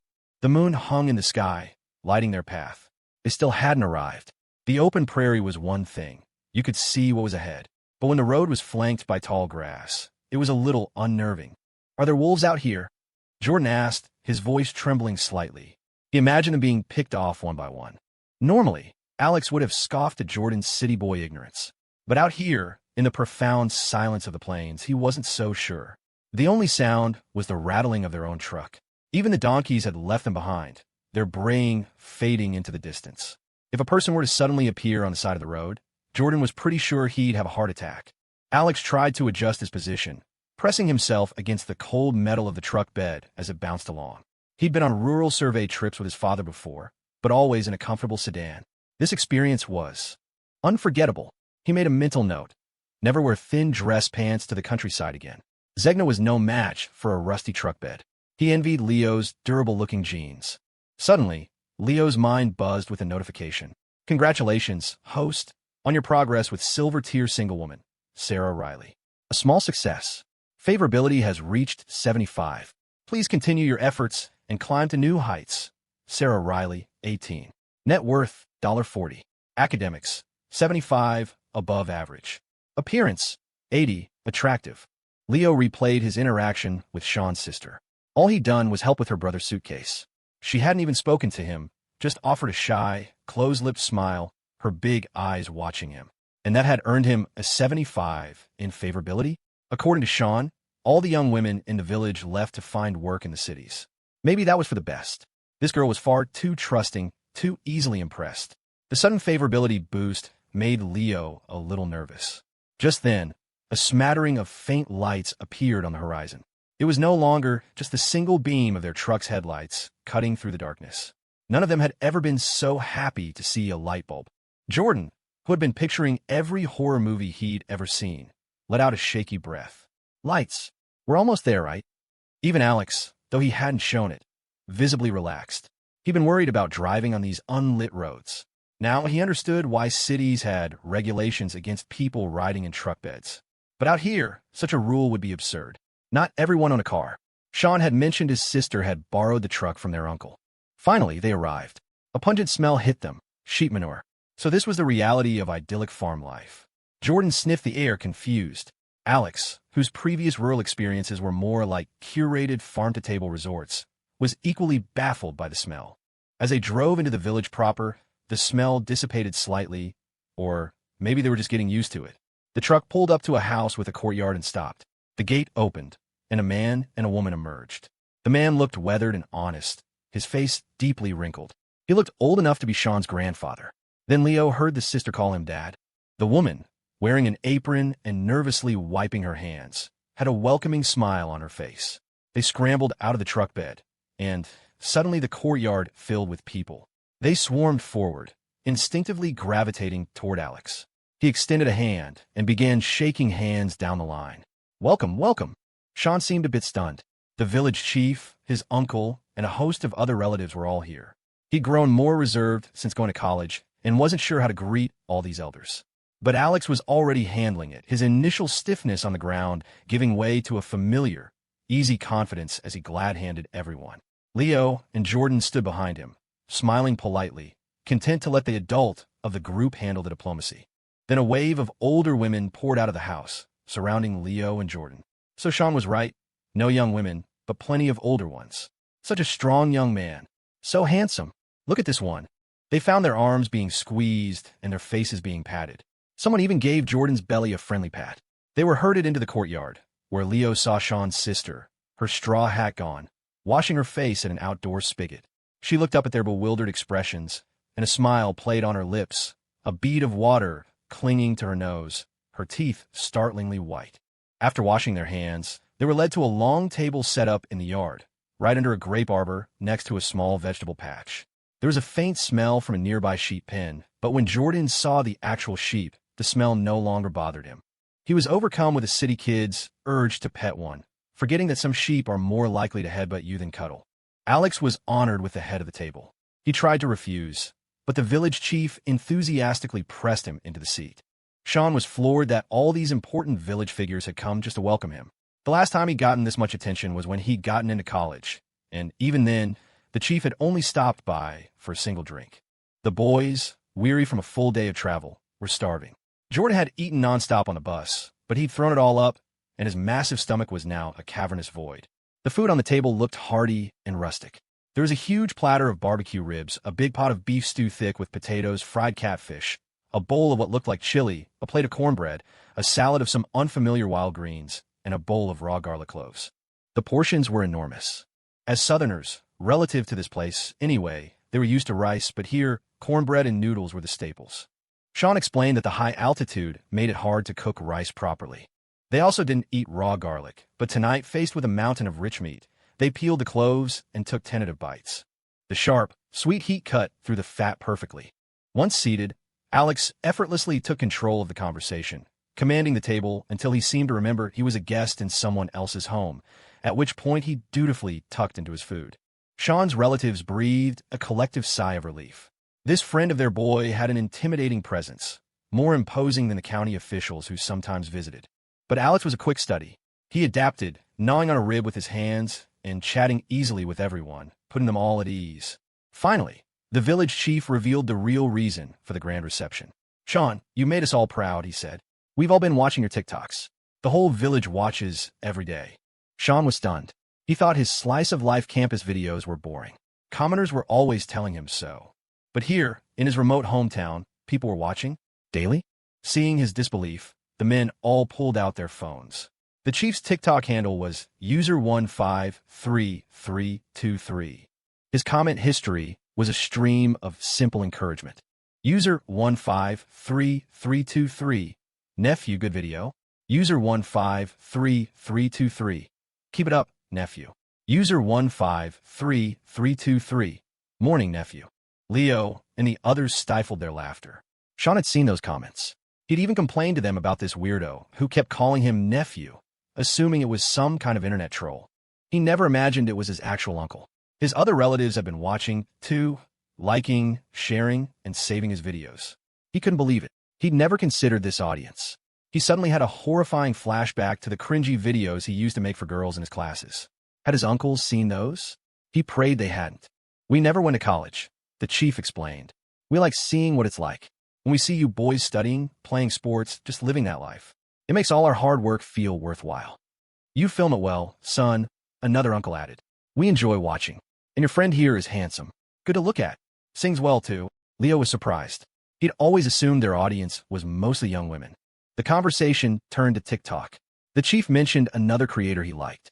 That guy in Montana, just Joshin, who just films himself chopping wood and feeding his dog. He's got like 16 million followers. Now he's got the whole town working with him. And those two guys in Louisiana who catch crawfish, and Uncle chimed in. They just mess around in the swamp, and millions of people watch. The topic of TikTok lit a fire in Sean.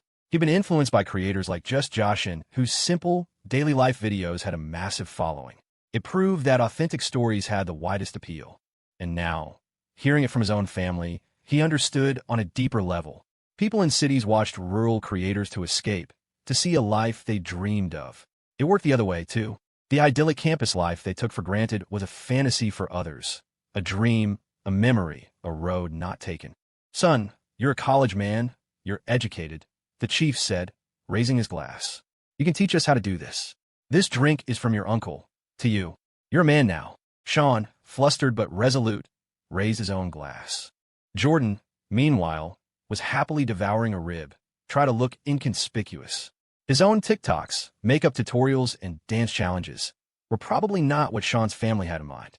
From that moment on, the toast came fast and furious. The women from inside even came out to raise a glass to Leo. The liquor was homemade, a fiery moonshine. Leo remembered his iron liver buff. Use it or lose it, he thought. He wanted to understand why adults loved drinking so much. If he couldn't get drunk, was it still fun? Tonight, with the buff active, he felt a new confidence. He took his glass and made the rounds, toasting everyone. To his astonishment, they all knew who he was. In this tiny, remote village, he was a celebrity. No wonder Sean's sister kept sneaking glances at him. Even Sean's 80-year-old grandmother recognized him, grabbing his hand and shaking it vigorously. Leo toasted her, and she happily downed 3 glasses to his one. As Leo drank, he found his own art of the spiel buff activating. His tongue loosened. "You know, people would love to see how things are done here," he said to the chief. "How you make cheese, how you farm, how you herd sheep. That's the kind of content people watch." The alcohol flowed. Leo, protected by his buff, remained standing while one by one, the others fell. He even drank Alex under the table. The clean-cut kid, had taken them all down. The chief was last to go, mumbling, "Nephew, good nephew." Leo wasn't drunk, but he felt a strange, floating sensation. He sat under the grape arbor and reached up, pulling a grape from a vine and popping it in his mouth. It was explosively sour. The moon was bright, the stars were scattered across the sky, and in the pen, the sheep were sleepy. Sean's sister, Sarah, was a high school senior. She didn't drink. She diligently helped clear the tables and clean up. Leo and Sarah then teamed up to haul Alex, Jordan, and Sean into their room. It was dominated by a massive, custom-built platform bed, big enough to sleep 8. It had been freshly made with new sheets and blankets. It felt just like the dorm, all of them in one room. The room itself was sparse and clean, with a single poster on the wall, a desk, and a wardrobe. With his strength buff, Leo had no trouble maneuvering Alex. Jordan was a dead weight, but manageable. Sarah was surprisingly strong, easily carrying her own brother into the room.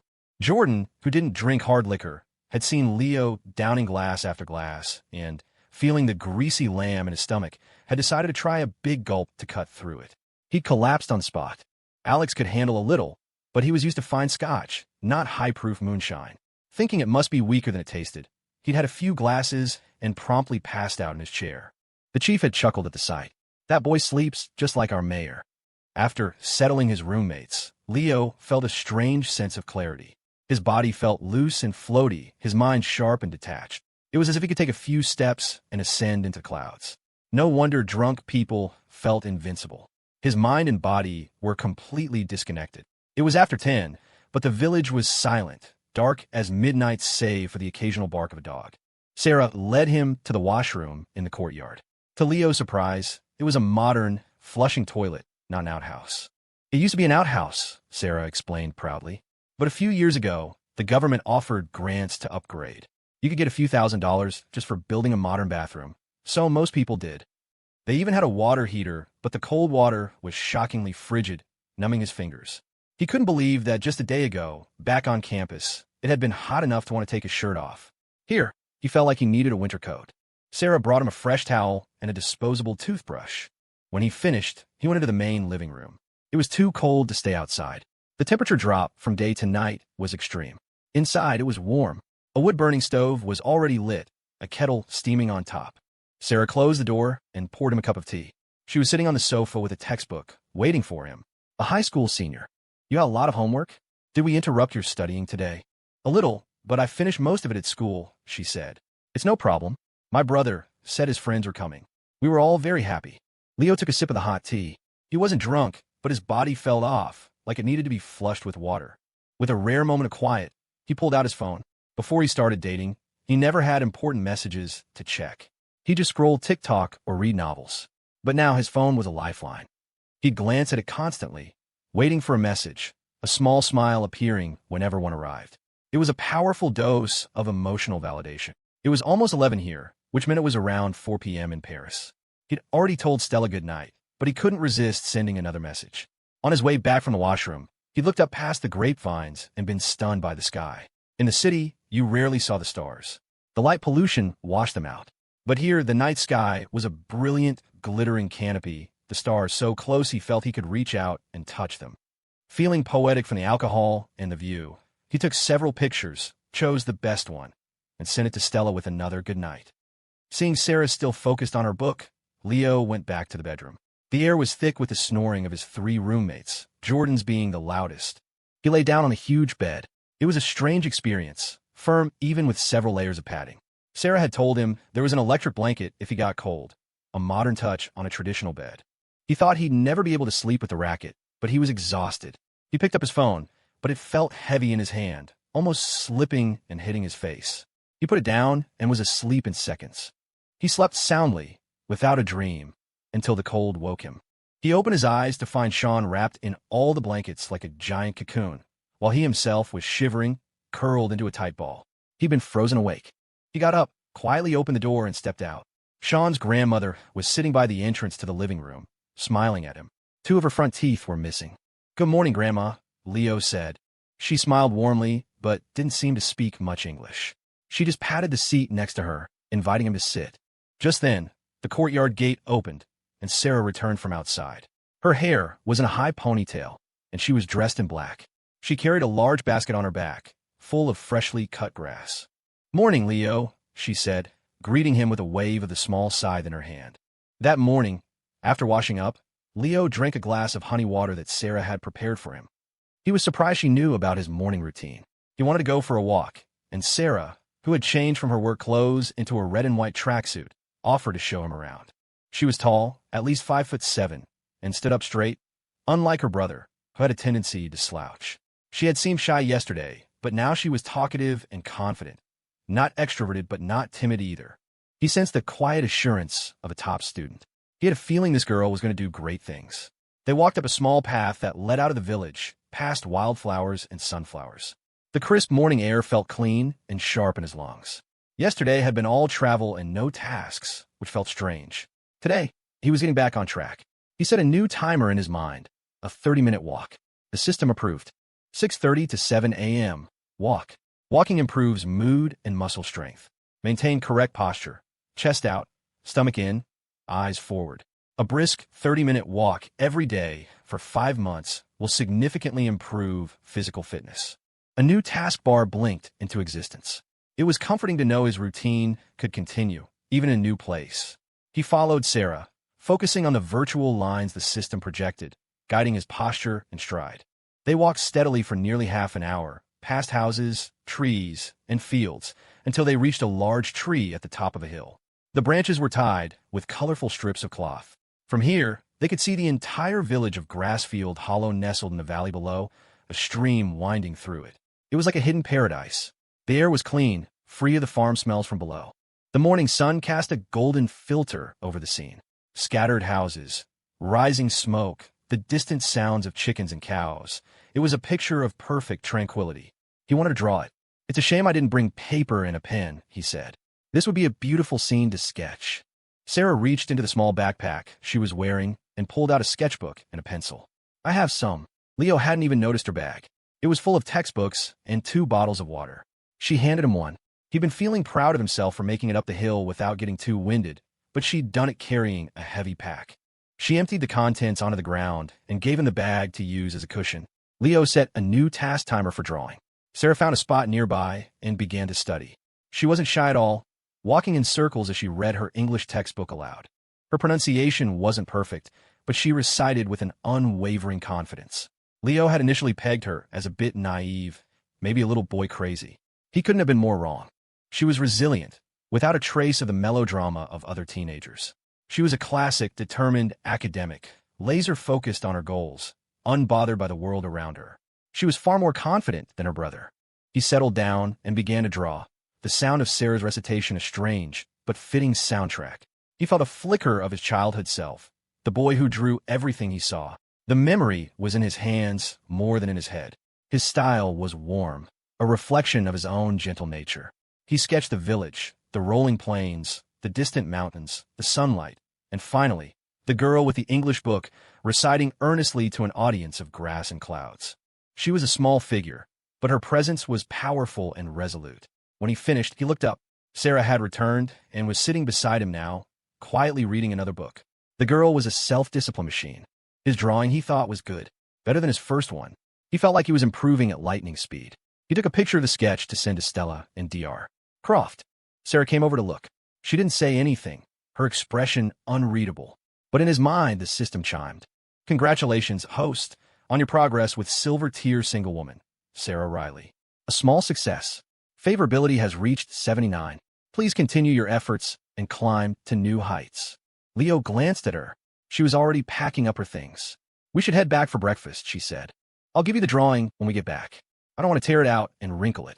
She packed her bag efficiently, and they started back down the hill. This time, Leo insisted on carrying the backpack. So he asked casually, do you have a target school for college? My counselor says Stanford is my safety, she said, but I'm aiming for Harvard or MIT. Leo stopped in his tracks. This wasn't just a smart kid. This was a bona fide genius. And Sean had just said his sister was pretty good at school. This was beyond good. This was terrifying. Now he understood why the system had classified her as rich, despite her having only $40 to her name. Her potential was off the charts. If you're thinking about that, he said, trying to sound casual, I know a professor there, Evelyn Reed. You should look her up. She's retired but still a big name. I actually promised I'd bring her back some local herbs. I could mention you to her. Sarah nodded. I know who she is. I saw the video of you having tea with her. I'll look her up when I was doing my research. Thanks, though, Leo. Leo felt the wind get knocked out of him. He was being completely outclassed by a high schooler. She lived in the middle of nowhere, but she knew everything. As they neared the house, she broke into a run, her high ponytail bouncing. Hurry up, Leo, she called back, and for the first time, her smile was just that of a normal teenage girl. When they got back to the house, Sean's grandmother was sitting cross-legged on a cushion by the door. Alex and Jordan were sprawled out on a pair of rickety deck chairs, Jordan's large frame spilling over the sides. Morning, Sarah, Jordan managed, followed by a massive yawn that infected Alex. They both looked wrecked. The altitude, combined with the moonshine, had done a number on them. Leo dug some Rhodila pills out of his bag and gave them each a couple. He took two himself, suspecting his own floaty feeling last night might have been a touch of altitude sickness. Sean emerged from the kitchen, looking sheepish. He had a bad habit of stealing the covers. I need to get you another blanket for tonight, he told Leo. Breakfast was served at the table in the yard. Scrambled eggs, bacon, toast, home fries, and corn on the cob. The potatoes and corn were from their garden, the eggs from their chickens. Sean's parents were already gone, helping relatives prepare for a wedding. My cousin was supposed to have the wedding in town, Sean explained, but everything was booked for the holiday, so they're doing it here and moving into their new apartment in town after. Most of the people with our last name in the village are related, so everyone pitches in to help. The weddings here are pretty interesting, he added. The ceremony is in the afternoon, but the real party is at night. You guys should check it out. How does gift-giving work here? Alex asked. Is it a big deal? We're close family, so my parents will probably give around $30. The bride side gives more, like an uncle might give $150. Friends usually start around $75. But the family also has to help with all the work. Since I'm still a student, I'm not expected to give anything. He paused, looking a little embarrassed. He was a senior in college, older than many of his peers who were already married with kids. Should we give a gift if we go? Leo asked. No, you guys are guests from far away. Everyone will be happy just to have you. No gift needed. Leo, you're a celebrity in our village, Sarah chimed in, munching on a piece of toast. You definitely don't need to give a gift. They'll probably just want a picture with you. You could be like those tourist trap goats at the scenic overlook, charge $5 a photo. You might even make some money. She grinned, her eyes sparkling with mischief. Leo laughed. Deal. $5, but for you it's 2 for 1. Sarah immediately ran inside to get her phone, an old, unfamiliar model. She added Leo on a messaging app and promptly sent him $5. Leo then had her add Alex and Jordan. You guys want to know her, he told them. Her safety school is Stanford. Jordan's eyes went wide. No way. I have to be friends with her. I've never met a high schooler that smart. Alex quietly added her and gave her a thumbs up. After breakfast, Sarah cleared the dishes and went back to her room to study. The rest of them relaxed. Jordan and Alex reclaimed the deck chairs. Sean decided to stay home and clean the sheep pen. Most of the chores at home were now done by Sarah. After years away at college, Sean was out of practice. Leo checked his internal taskbar. The system had updated. 8 to 9 a.m. Learn to labor. Honest work is honorable. The sincerity of your effort is moving. A strong body will carry you far. When you have nothing else, you are your own last resort. When your mind soars too high, a session of good, hard labor will bring you back to earth. Message received, Leo thought. He offered to help Sean with the sheep pen. Sean thought it was a great idea. More content for his TikTok. He handed Leo a plastic coverall, his sister's, since his was too big, and a hose. Leo, suited up, felt like he was at a crime scene cleanup. Sean started filming, crouching down to get interesting angles. Leo sprayed down the pen, the sheep scattering. At first, he was hesitant, but then he scooped up a lamb and held it aloft, and his fear subsided. Water splashed on his face. Jordan, not wanting to be left out, put on Sean's coveralls and joined in. It was a chaotic, happy scene. Jordan manning the hose, Leo scrubbing, lambs running everywhere, Sean filming, Alex sitting nearby, writing in a notebook, and the grandmother dozing in the sun. Inside, through the window, Sarah would occasionally look up from her book, watch the scene in the yard, and smile before returning to her studies. From the balcony of her hotel room, the Eiffel Tower was perfectly framed. Victoria Vance watched her daughter, Stella, who was curled up on an outdoor sofa, staring at her phone and smiling like a fool. Victoria sighed. She had always tried to give her daughter the best of everything, to broaden her horizons and show her how vast the world was, so she wouldn't get caught up in petty dramas. She wanted Stella to be confident, independent, and resilient, not someone who would fall for a boy just because he bought her dinner or paid her a little attention.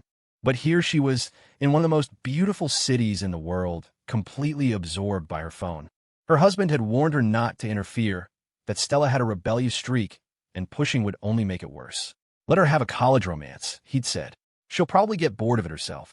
Victoria couldn't help her curiosity. She took a cashmere blanket out to the balcony and draped it over her daughter. What are you looking at? You've been staring at that thing for an hour. Stella looked up, recognizing her mother's transparent attempt to act casual. She forwarded Leo's messages, the picture of the stars and the two drawings. Victoria's phone chimed. The first image was the night sky. It was stunning, not just beautiful, but mystical, as if taken from a dream. It had an ethereal quality that made her feel like she was floating.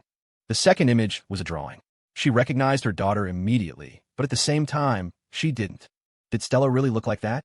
So, grumpy.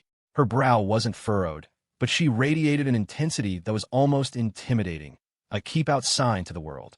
And the girl next to her, that was the one from the singing competition, wasn't it? Even as a rough sketch, her long hair and bright smile were unmistakable.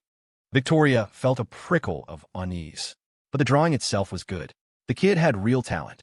Then she looked at the third image, a landscape. The technique was even better here, the use of light and shadow more refined. There was a girl in this one too, a small figure in the distance, but she seemed to be the source of the drawing's vibrant, upward-striving energy. It was a beautiful piece. If a young artist had shown it to her, she might have paid thousands for it, just to support them.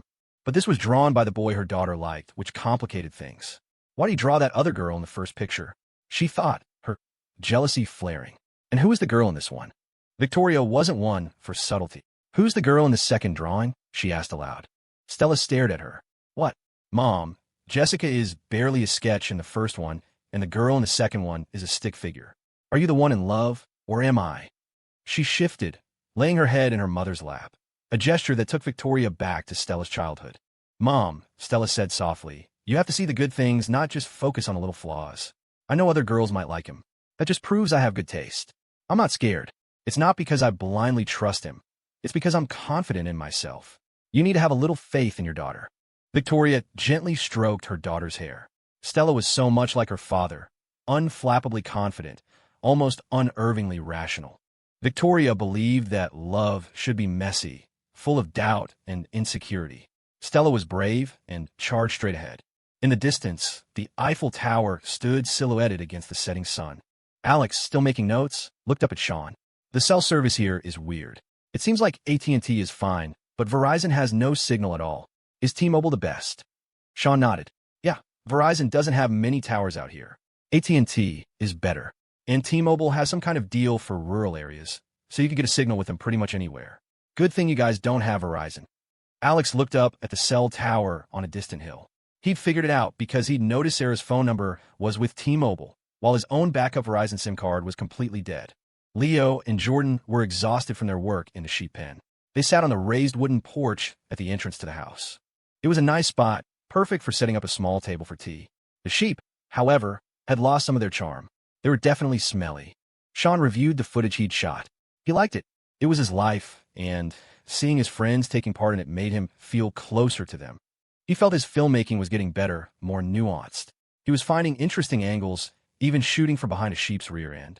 He'd also filmed his grandmother dozing in the sun and his sister studying by the window. Ordinary, everyday moments transformed through the lens of a camera. He was often moved by his own work. He was sure others would be, too. Leaning back against the wall, Leo looked up at the sky. A large bird, maybe a hawk, soared overhead. The day had grown warm, and he'd taken off his jacket. A mechanical voice sounded in his mind. Host completed a walk with proper technique, mastering breathing and maintaining a calm heart rate. Reward, skin tone brightened by one shade. Host engaged in strenuous labor, gaining an appreciation for physical work and developing empathy for others. A trophy husband must be able to see from other perspectives. Reward, 1 millimeter of growth, applicable to any body part. Leo, 5'8", 5-inch and fair-skinned, felt a surge of excitement. He was almost 5 feet 9 inches. He could definitely round that up to 5 foot 10 inch. The fairer skin was a nice bonus, though he figured a few days in the sun here would cancel it out. Suddenly, a series of loud bangs echoed through the village. Boop, boop, boop, boop. Jordan leaped to his feet. They must have just brought the bride home, Sean said. That's the fireworks. We should head over. The party will be starting soon. Alex put away his notebook. It was so typical of Sean. His friend was getting married, and all he could think about was the food. The groom's house wasn't far. Sarah paused her studies to join them, taking her grandmother's arm. She seemed to come alive when she wasn't buried in a book. As they walked, Sean filmed Leo strolling through the village. He was no longer shy about filming in public. He'd lie on the ground to get a shot of a butterfly on a blade of grass. The midday sun was bright, but a cool breeze blew down from the mountains. The road near the groom's house was covered in a thick layer of firework casings, a sign of the family's wealth. The house itself was a 2-story home with a red-tiled roof and large windows, a mini-mansion compared to Sean's modest bungalow. Sarah led her grandmother inside, while Sean took his roommates to the front hall to present their gift. The hall was filled with village elders, including Sean's father, who stood a little taller than usual, beaming with pride as everyone praised his successful son. When Sean handed over the $150 gift, a significant sum here, the man recording the gifts praised him as well. Alex was already deep in conversation with the village chief about cash crops. Leo felt a bit awkward. People would look at him, smile, and then quickly look away. He wasn't a natural schmoozer like Alex, so he and Jordan followed Sean toward the back kitchen. The kitchen staff shooed them away, telling Sean to go be with his friends until it was time to serve the food. So Sean led them upstairs to the bridal room, which was filled with young people. As they entered, several guys greeted Sean, calling him Big Eagle. Big Eagle? Leo thought. Sean froze for a second. The bride was pretty, with a round face, fair skin, and a sweet smile. She was his high school classmate. The groom, Caleb, was his friend from elementary and middle school. The bride was from his last year of high school. Jenna, he said. Sean. Surprise, the bride said, extending a hand to him. Sean felt a pang of awkwardness. He'd repeated a year of high school, so he had friends from 2 different graduating classes. Jenna had been in his class the second time around. He remembered having a bit of a crush on her, stolen glances across the classroom. But he'd been so focused on studying, on escaping, that he'd never dared to think about anything else. And now, here she was, marrying a childhood friend. He shook her hand and introduced Leo and Jordan. My roommates. They came to visit and celebrate with you. The groom, Caleb, came up from downstairs. He was huge, taller than Jordan, and probably heavier, well over 6 feet and 250 pounds. Eagle, you made it, he boomed. You and your friends, come, sit on the wedding bed for good luck. They were pushed by the crowd onto the big, red-covered bed, with Sean squeezed in next to the bride. After a moment, he scrambled to his feet and fled the room. Leo and Jordan followed him downstairs. Why do they call you Big Eagle? Jordan asked. When I was a kid, I used to wear my dad's hand-me-downs, Sean explained. They were always way too big and dragged on the ground. They said I looked like a big, dark bird. As they stood in the yard, someone leaned out of an upstairs window. Hey, Big Eagle, Come on up and play cards. Sean shook his head. No thanks, you guys have fun. The wedding lunch was a carnivore's dream. It was a whole hog roast, and the menu was a testament to the pig. Pulled pork, smoked ribs, pork loin, sausage, and a rich, thick Brunswick stew. The stew was especially incredible, made from a massive hog that had been butchered on-site that morning. Jordan couldn't watch that part, muttering about it being brutal, but he had no problem admitting how delicious it was when the food was served. The entire animal was broken down right there in the yard and cooked in a massive cast-iron cauldron set over an open fire. And it was truly massive. A person could have easily curled up inside it. Once the meat was cooked through, a team of men descended on it. They pulled out the choicest cuts, the ribs and loin, still steaming hot. The liver was sliced thick and plated. The rest of the meat was stripped from the bone and diced into pieces the size of a pinky nail. For people worked in tandem, dicing the pork and even the offal, filling an enormous basin before tipping it all back in a cauldron to simmer into the stew. Right before serving, they added blood sausage, also diced. The final product was less stew and more meat suspended in a thick, savory broth. When you got a bowl, you'd ladle in a huge scoop of the meat mixture, then add a little of the broth. A toppings bar was set up with chopped onions, cilantro, green onions, hot peppers, and black pepper. It was phenomenal, with zero gaminess, just pure, savory flavor. Even Jordan, the pickiest eater, went back for a second helping. Leo had 2 bowls himself, but it was heavy stuff. Most stews were broth with a little meat. This was a bowl of meat with a little broth. The pork was tender and sweet, studded with the rich flavors of the sausage and offal, offering a satisfying chew that made every bite an experience. They tried to get Alex to sit at the head table with the adults, but after witnessing the drinking culture the night before, he'd flat out refused. He stuck with Leo and the guys at what was essentially the kids' table. In the eyes of the older generation, if you were still in school, you were a kid. It didn't matter if you were about to graduate.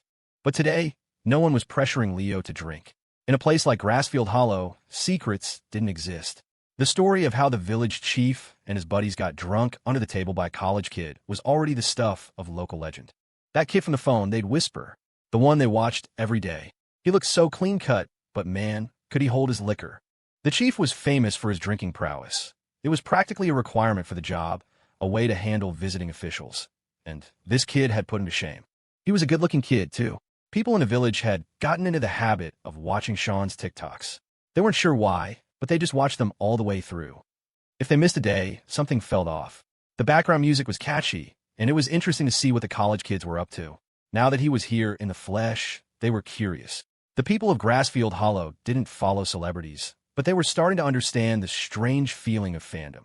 That bizarre disconnect of seeing someone from screen appear in real life. As he ate, Leo could feel their eyes on him. Not just one person, but everyone. Sean hadn't been roped into serving duty. His family wanted him to spend time with his friends. But every person who brought a new dish to their table was someone different, each one lingering for a second too long, their gaze curious. Leo even saw Sarah, Sean's sister, carrying a heavy, red-lacquered wooden tray laden with platters of fried and braised catfish, the same kind they did last night. Since he wasn't serving, Sean pulled out his phone and started filming. He'd learned to look at these familiar scenes with a new eye, realizing that what was commonplace to him was fascinating to others. He framed a shot of Leo eating. Out here, Sean had no inhibitions, but Leo felt a strange sense of self-consciousness, the weight of all those eyes making him feel like he was on display. He forced himself to focus on the food, treating it like a task to complete just to get through it. Halfway through the meal, the bride and groom came around to toast each table. The groom, Caleb, was well-spoken. He welcomed them warmly, told them to eat and drink their fill, and even recommended a horse ranch nearby that they could check out in the afternoon. You could take my truck, he offered generously. Since they were at the kids' table, the toast was informal. The newlyweds drank, but the boys could just sip their sodas. At the other tables, Leo saw guests giving the bride red envelopes stuffed with cash, which required a personal toast and another shot. Watching other people's weddings, it seemed like a lot of work. He couldn't even imagine his own. The whole scene felt mortifyingly awkward. Even Caleb, who was handling it like a pro, still had a faint blush of embarrassment on his face. Alex, free from the pressure of the head table, was having a great time chatting with the actual kids. So, is school tough? He asked a little boy, who looked like he was about to cry. Studying hard? Got any problems? The whole table of children ate with the quiet diligence of students in a classroom. After lunch, Leo, Alex, and Jordan walked with Sarah back to Sean's house. It wasn't far, just a short walk up along the creek. Sean said he had to take care of something. His parents and grandmother stayed behind at the wedding to help clean up. His grandma, finding a sunny spot in the yard to gossip with the other old women while they waited for dinner. Even though they'd only been here a night, the sight of the Rileys' small, single-story house already felt familiar. For some reason, after just one day, Leo found he preferred this humble home to the bride's family's larger, two-story house. Maybe it was the location, higher up and quieter, surrounded by wildflowers with a mountain at its back. Or maybe it was because Sean and Sarah were here. The little house had an air of studiousness about it. In the main room, a glass cabinet was filled not with classics, but with Sean and Sarah's old school books, all stacked in neat, orderly rows. At Caleb's house, for all its flashy newness, Leo hadn't seen a single book. Sarah spread a woven mat on the porch for them to lounge on, then went back inside to study. It was a stark reminder that academic success wasn't just about natural talent. It was built on a foundation of relentless hard work. The three of them sat on the porch, a little shaken. The groom was their age. He was married. The thought was terrifying. Marriage seems so scary, Jordan said, his voice laced with genuine horror. Right now, I've got my mom, my dad, my brother, my grandparents, and my aunt nagging me. That's 6 people. If my brother gets married, his wife will make it 7. If I get married, I'll have 8 people nagging me. That's a nightmare. Alex, who hadn't touched a drop of alcohol, sighed wistfully. If I go back home after graduation, I'll probably end up marrying a girl from another civil servant family. A perfect match, on paper. At least government employees aren't allowed to have lavish weddings, so it would be simpler. But there would still be toasts. It just sounds so tedious. Leo laid back on the mat, staring up at the eaves. He tried to picture his own wedding. He couldn't. For some reason, even though he was dating Stella, his mind drew a complete blank when he tried to picture a bride. Maybe it was because at this stage, dating was just dating. Marriage was a completely different, terrifying universe. He wondered if, years from now, when they were all married, they would remember this afternoon, sitting under the grapevines, talking about how they never wanted to get married. He wondered which of the 4 of them would be the first to break the pact. Suddenly, the roar of engines shattered the afternoon quiet. It was a loud, aggressive rumble that made everyone look up. That was the thing about the countryside. The sound of a vehicle was an event. Even Alex stood up. Leo got to his feet, and Jordan sprinted to the gate to see what was going on. The 3 of them stood at the entrance and watched as a young man in a floral shirt and sunglasses, his hair spiked up, came tearing down the dirt path on a motorcycle. 2 more bikes followed close behind, a small, roaring convoy. They looked like the same guys they'd seen on the side of the road back in the county town when Jordan was throwing up, the ones with the loud clothes and wild hairstyles. It was like a throwback to a forgotten era. Who even looked like that anymore? Then the motorcycles pulled up and screeched to a halt right in front of their gate with a practiced, cool skid. The guy in the middle, the one in the floral shirt and sunglasses, was Sean. He swung his leg off the bike, grinning at his roommates' dumbfounded expressions. "These are my childhood friends, Dylan and Chris," he said. "I borrowed their bikes so they can take us to the horse ranch." "Sean, you know how to ride a motorcycle?" Jordan exclaimed, his jaw slack. The Sean standing before them was a complete stranger. At school, he was the quiet, unassuming guy, the loyal friend who rarely seemed to stand up straight. But back home, he was a biker with a wild streak. The outfit was atrocious, but somehow, it fit the motorcycle perfectly. "I've been riding a motorcycle to school in the county town since middle school," Sean said with a laugh. "Come on, I'll grab my sister. We can all go for a ride." 3 motorcycles, 7 people. Riding was one thing, but with this many passengers? Alex was skeptical. "It's fine," Sean assured them. "Transportation's tricky out here. We can squeeze 4 onto one bike if we have to. You and Jordan can ride with Dylan and Chris. Leo's skinny, he can ride with me, and Sarah can sit on the back." The engines idled with a rhythmic thump, thump, thump. When Jordan climbed on, the bike visibly sank under his weight. "You sure this is okay, Chris?" Jordan asked politely. "Am I too heavy?" Chris, who looked cool and aloof in his sunglasses, turned out to be shy. "It's fine," he mumbled. "Last week I had a whole pig on the back. It weighed more than you." Jordan fell silent. "Thanks for the visual, Chris." Alex settled onto his bike, once again worrying about his expensive Zegna trousers. "Don't worry, Alex," Dylan said with a grin. "I'm a smooth rider.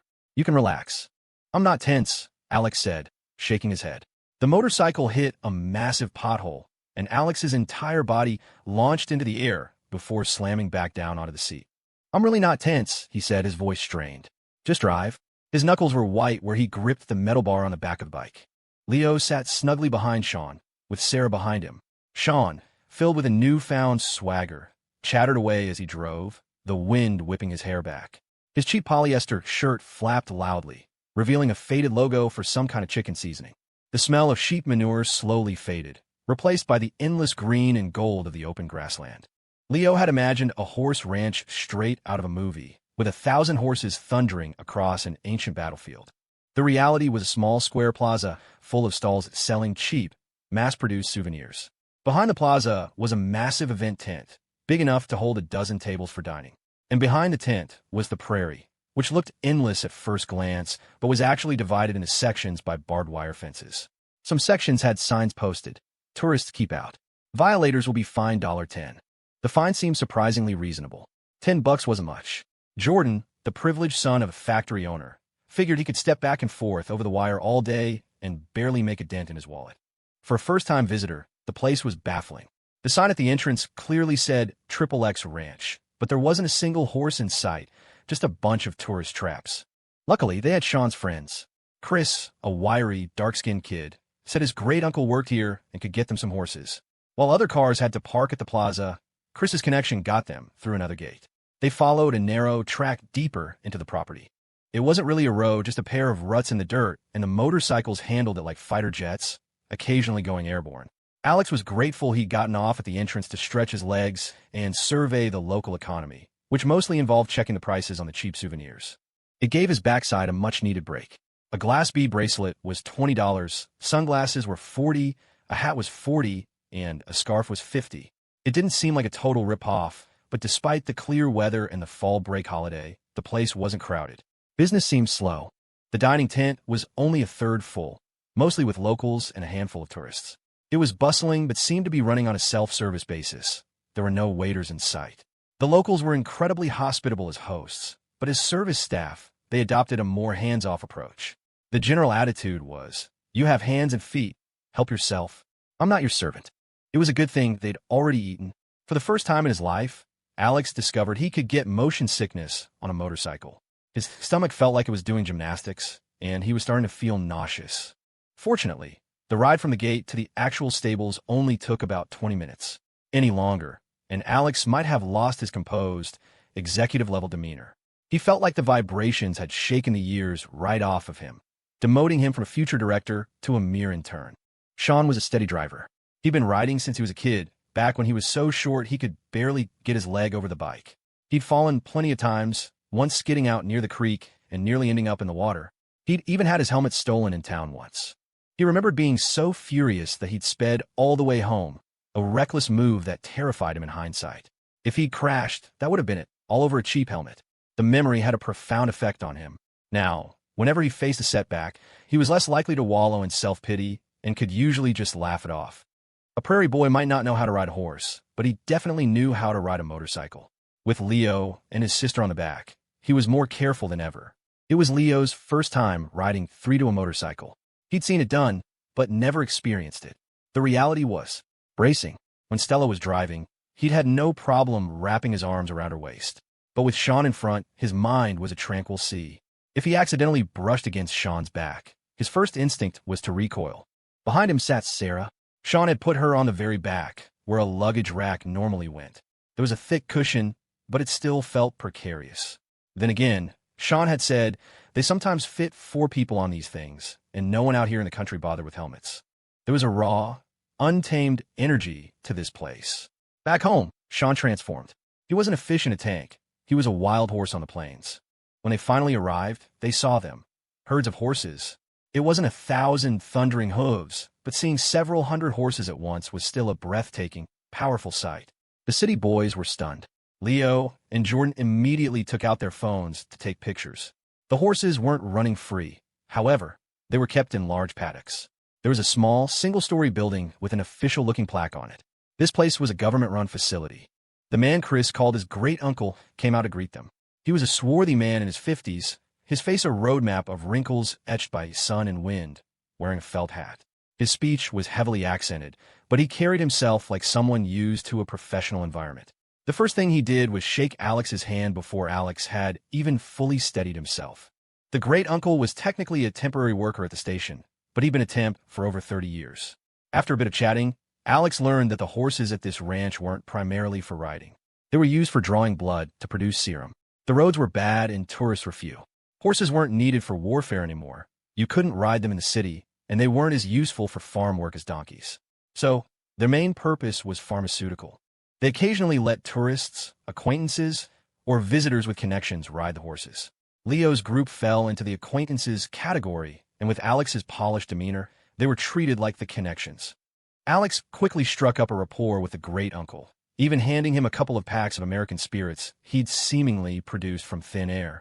The man had initially been wary. His nephew, Chris, was a bit of a loafer who'd learned to fix cars, but wasn't very good at it. He figured Chris's friends would be cut from the same cloth. But then he saw the group. One of them, a village kid, was in college and had brought his university friends.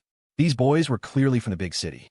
One was chubby and cheerful, one was handsome and fair-skinned, and the third looked like the son of an important official, refined and expensive. And the other two must be the Riley kids. They both had a promising air about them, and he'd heard the daughter was brilliant. Dylan, the other friend, he knew. He and Chris knocked around together. Recognizing them as honored guests, the great uncle personally led them in to pick out their horses, even assigning a handler to each of them. The handlers were all local guys, also temps from nearby villages. The full-time employees worked in the county seat and only came out a couple of times a month to check on things. Being able to choose their own horses was a thrill. Leo was ecstatic. Finally, his riding skill was about to be put to use. He'd always wanted to ride, to feel that freedom of galloping across an open field, a feeling he imagined was embedded in the soul of every American. From the outside, the horses had looked a bit listless, but the great uncle led them to an inner paddock where a group of magnificent, gentle-looking horses were kept. It seemed every place had a special stash reserved for the VIPs. Most were reddish-brown, with one or two white ones mixed in, though the white horses didn't look as powerful. "You can ride any of these," the great uncle said. "They're all very gentle, and our handlers will stay with you. It's perfectly safe. Other places, they'll charge you $100 for a 10-minute walk. Here it's free. Ride as much as you like, just be careful." Chris knew how to ride.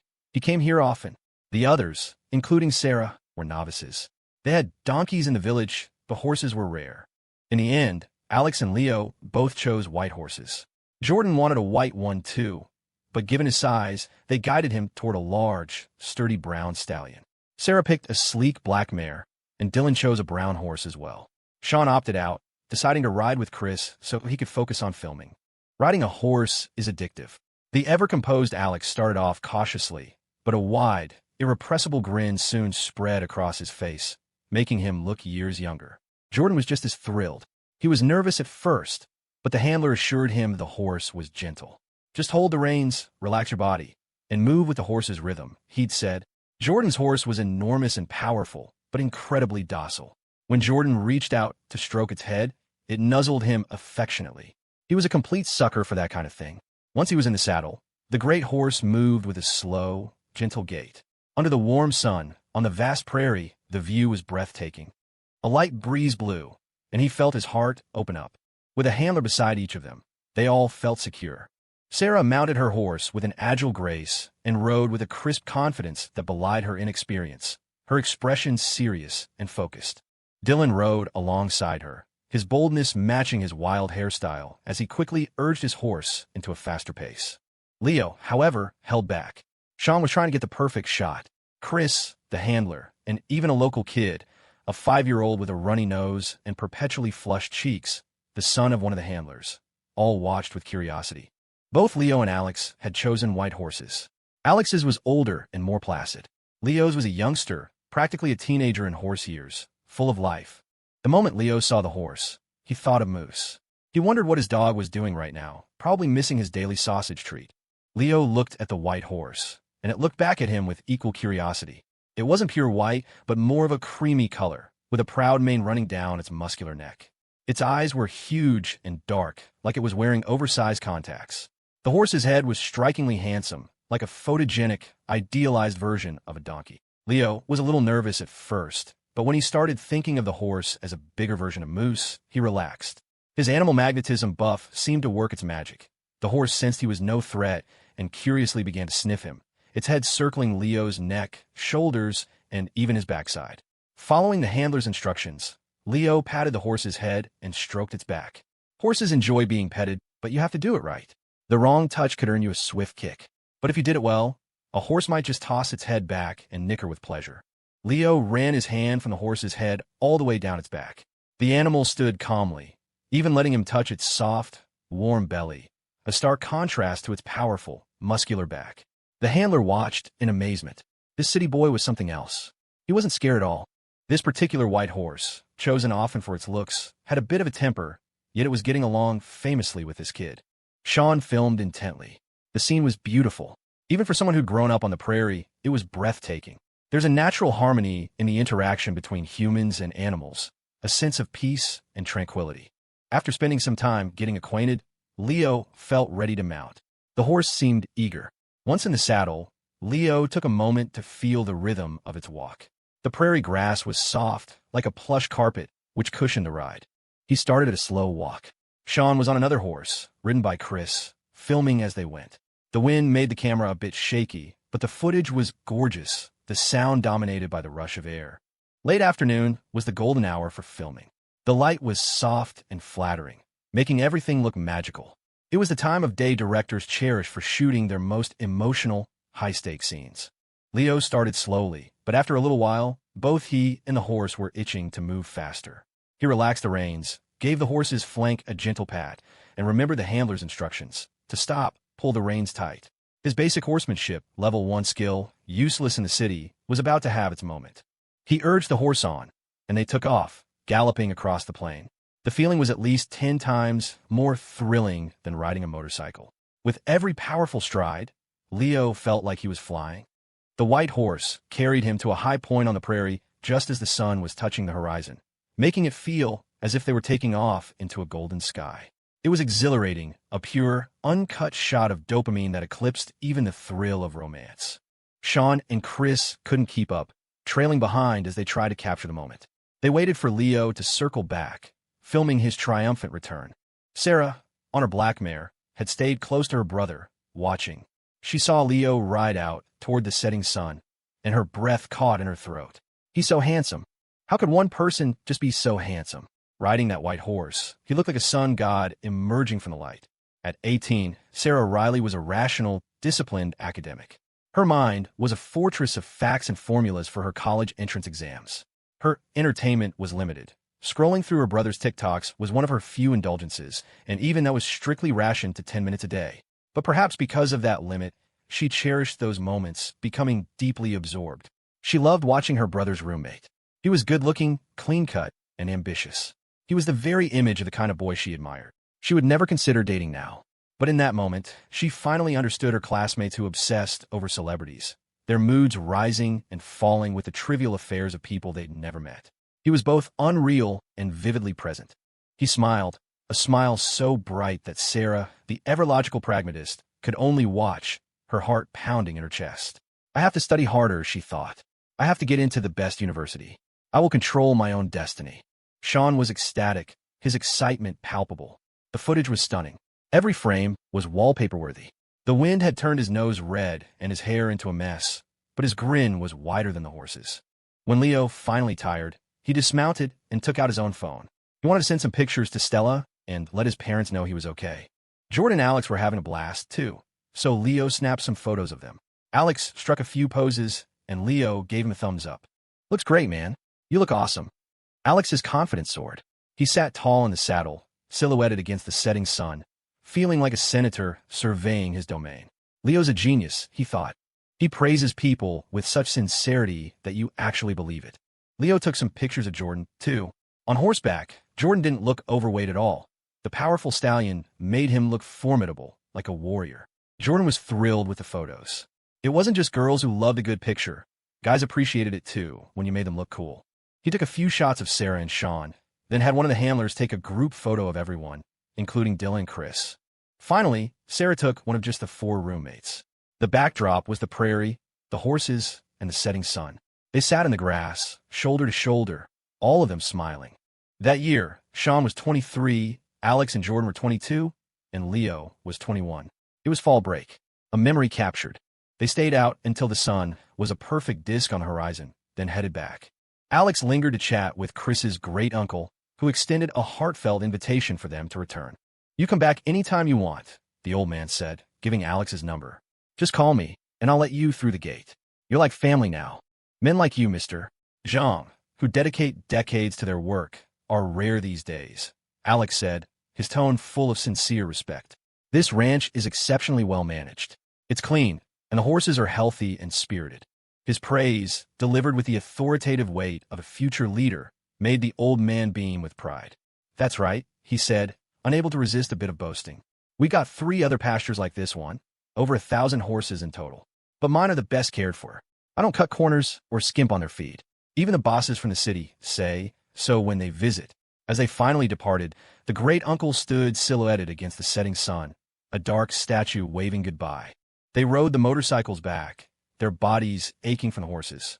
But strangely, the bike ride felt easier now. Even Alex found it less jarring. Once he relaxed, the bumps didn't seem so bad. The evening wind was cool, and they raced the setting sun back to the village. Sarah sat on the back of the motorcycle, her brother in front of her, and his best friend, Leo, in front of him. She was happy. She wished the ride could last forever. She wasn't a daydreamer. She was focused, her goals clear. She told herself this wasn't a crush, not the silly kind of infatuation she saw in her classmates, which seemed to turn perfectly normal people into idiots. And it wasn't hero worship either. The only person she truly idolized was a famous mathematician. This was something else, a kind of longing. A longing for beauty, for a life she aspired to, for a person who embodied it all. Watching her brother's videos was her daily reward for hard work. It was the incentive that pushed her forward. Her life was simple, monotonous, and disciplined. Leo was a ray of light in that gray world. Not blinding, but necessary. The return trip felt faster, perhaps because they knew their destination. As they neared the village, they could hear the distant sounds of singing and drums. The wedding celebration was kicking into high gear. When they arrived at Caleb's house, Leo's hair was standing on end from the wind. He finally understood the punk aesthetic of the local bikers. Better to style your hair into spikes yourself than to let the wind do it for you. The yard was packed with people. The bride's fancy sedan had been moved to the side to make space for the evening's main event, the dinner dash. The food was the same, but it was served by a troupe of professional performers. Dressed in vibrant red and green robes, they balanced towering stacks of dishes on lacquer trays on their heads, all while singing and dancing in a display that was part acrobatics, part culinary service. Just as they arrived, they witnessed the climax. A slender middle-aged man with a tray of food balanced on his head executed a series of flawless handsprings, the tray never wavering, delivering the dishes to a table without spilling a drop. It was a heart-stopping way to get your dinner. Sean, with a portable charger attached to his phone, was filming everything. Alex and the others were ushered to a table with empty seats, which were quickly vacated by a group of children as they sat down. After an afternoon of riding, the hearty lunch had been fully digested, and they were ready for round 2. The evening meal was still centered around pork, but now there were more green vegetables, as well as shrimp, crab, and a massive roasted pork shoulder. The sound of singing and drumming filled the air as the performers danced their way through the crowd, delivering platter after platter.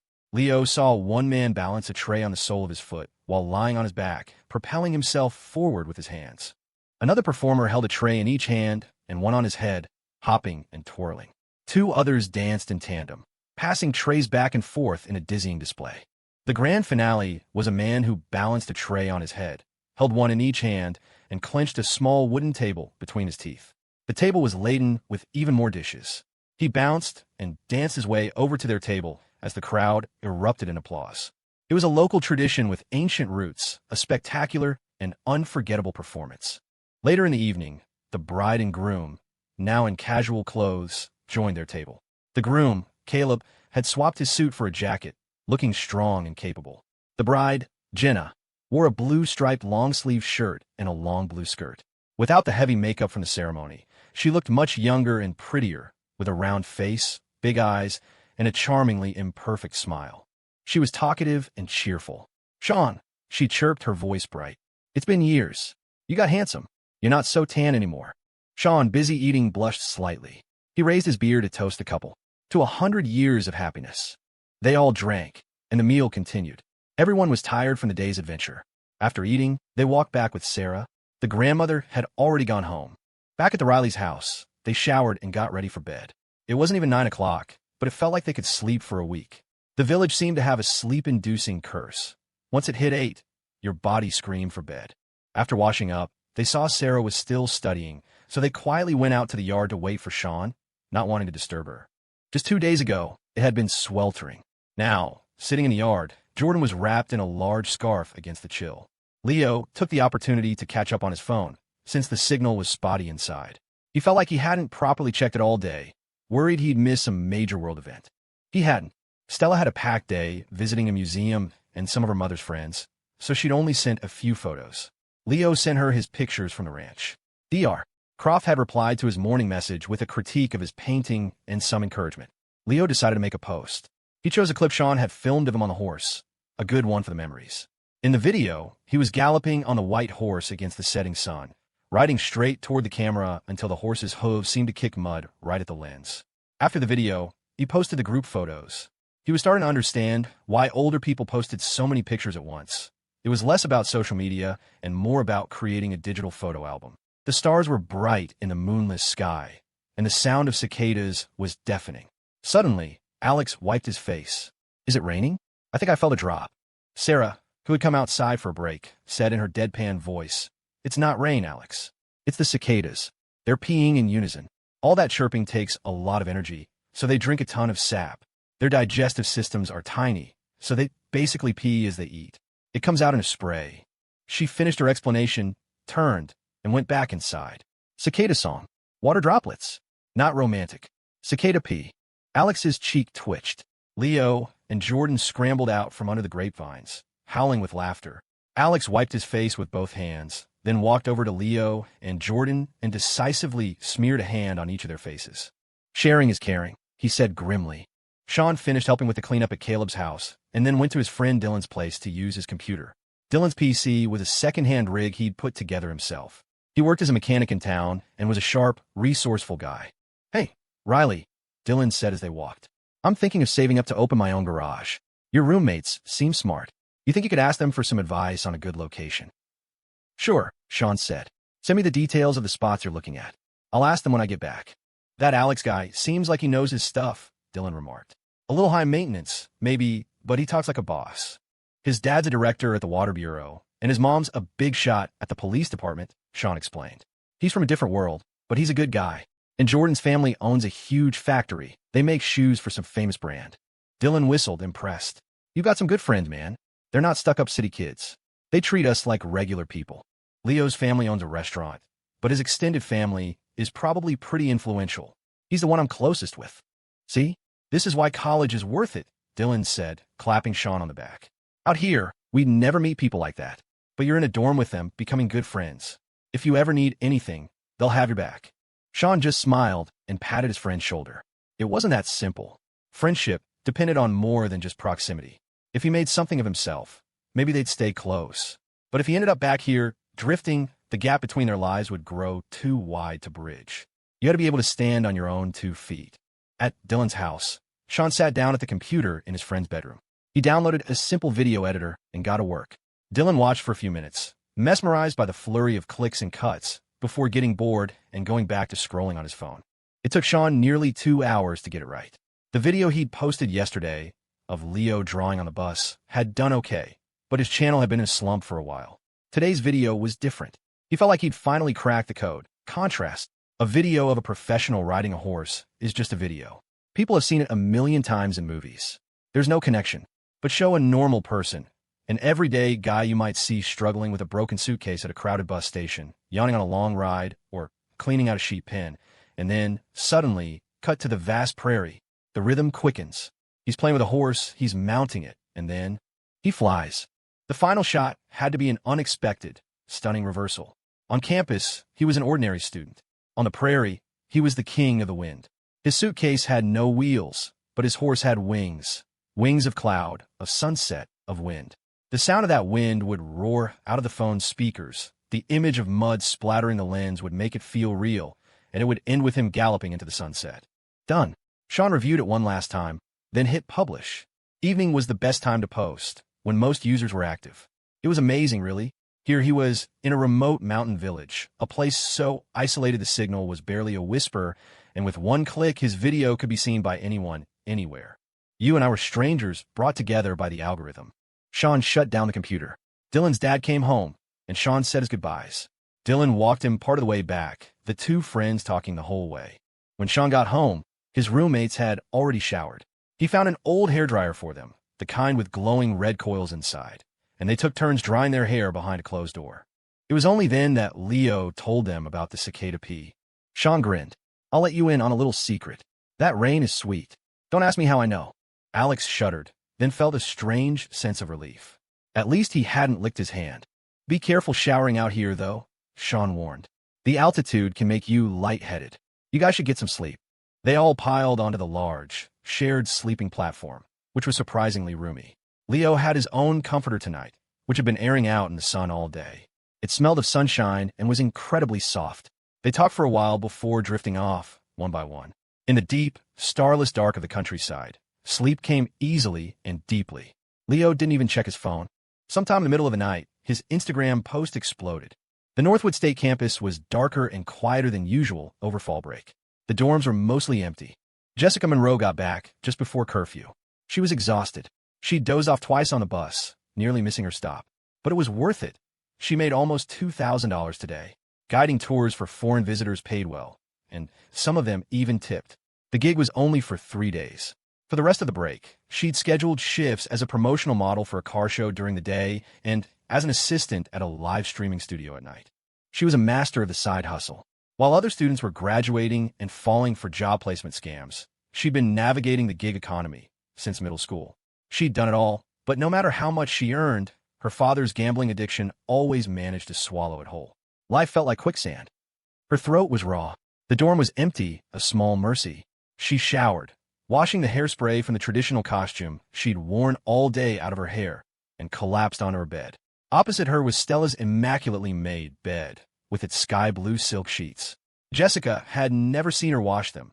Stella would just take them home and bring back a fresh set. Jessica lay there for a moment in her old tank top and shorts, then forced herself up to dry her hair. She couldn't risk getting sick. She'd walked nearly 30,000 steps today, but her hair had to be washed. With a heavy heart, she turned off the light and lay back down, but sleep wouldn't come. Her back ached. She got up, turned the light back on, and stretched, folding her body over her legs with impossible flexibility, her long hair cascading around her. In this position, she scrolled through her phone. Not many messages. She habitually opened Instagram and saw that Stella Vance, who was supposedly in France, had actually posted something. It was a drawing. Jessica recognized it instantly. The karaoke bar. It was a drawing of Stella, but clearly not a self-portrait. It had to be Leo's. A simple night out. Jessica hadn't realized that was the night Stella and Leo had connected. It was the night she'd met him, too. And look at the different paths they'd taken. The untouchable Stella Vance had fallen for Leo Foster. In the drawing, Stella was her usual cool, stunning self. But Jessica was in it, too. A blurred figure in the background, a girl with long hair and a bright smile. Jessica zoomed in. The details became fuzzier, but she knew it was her. No one had ever drawn her before.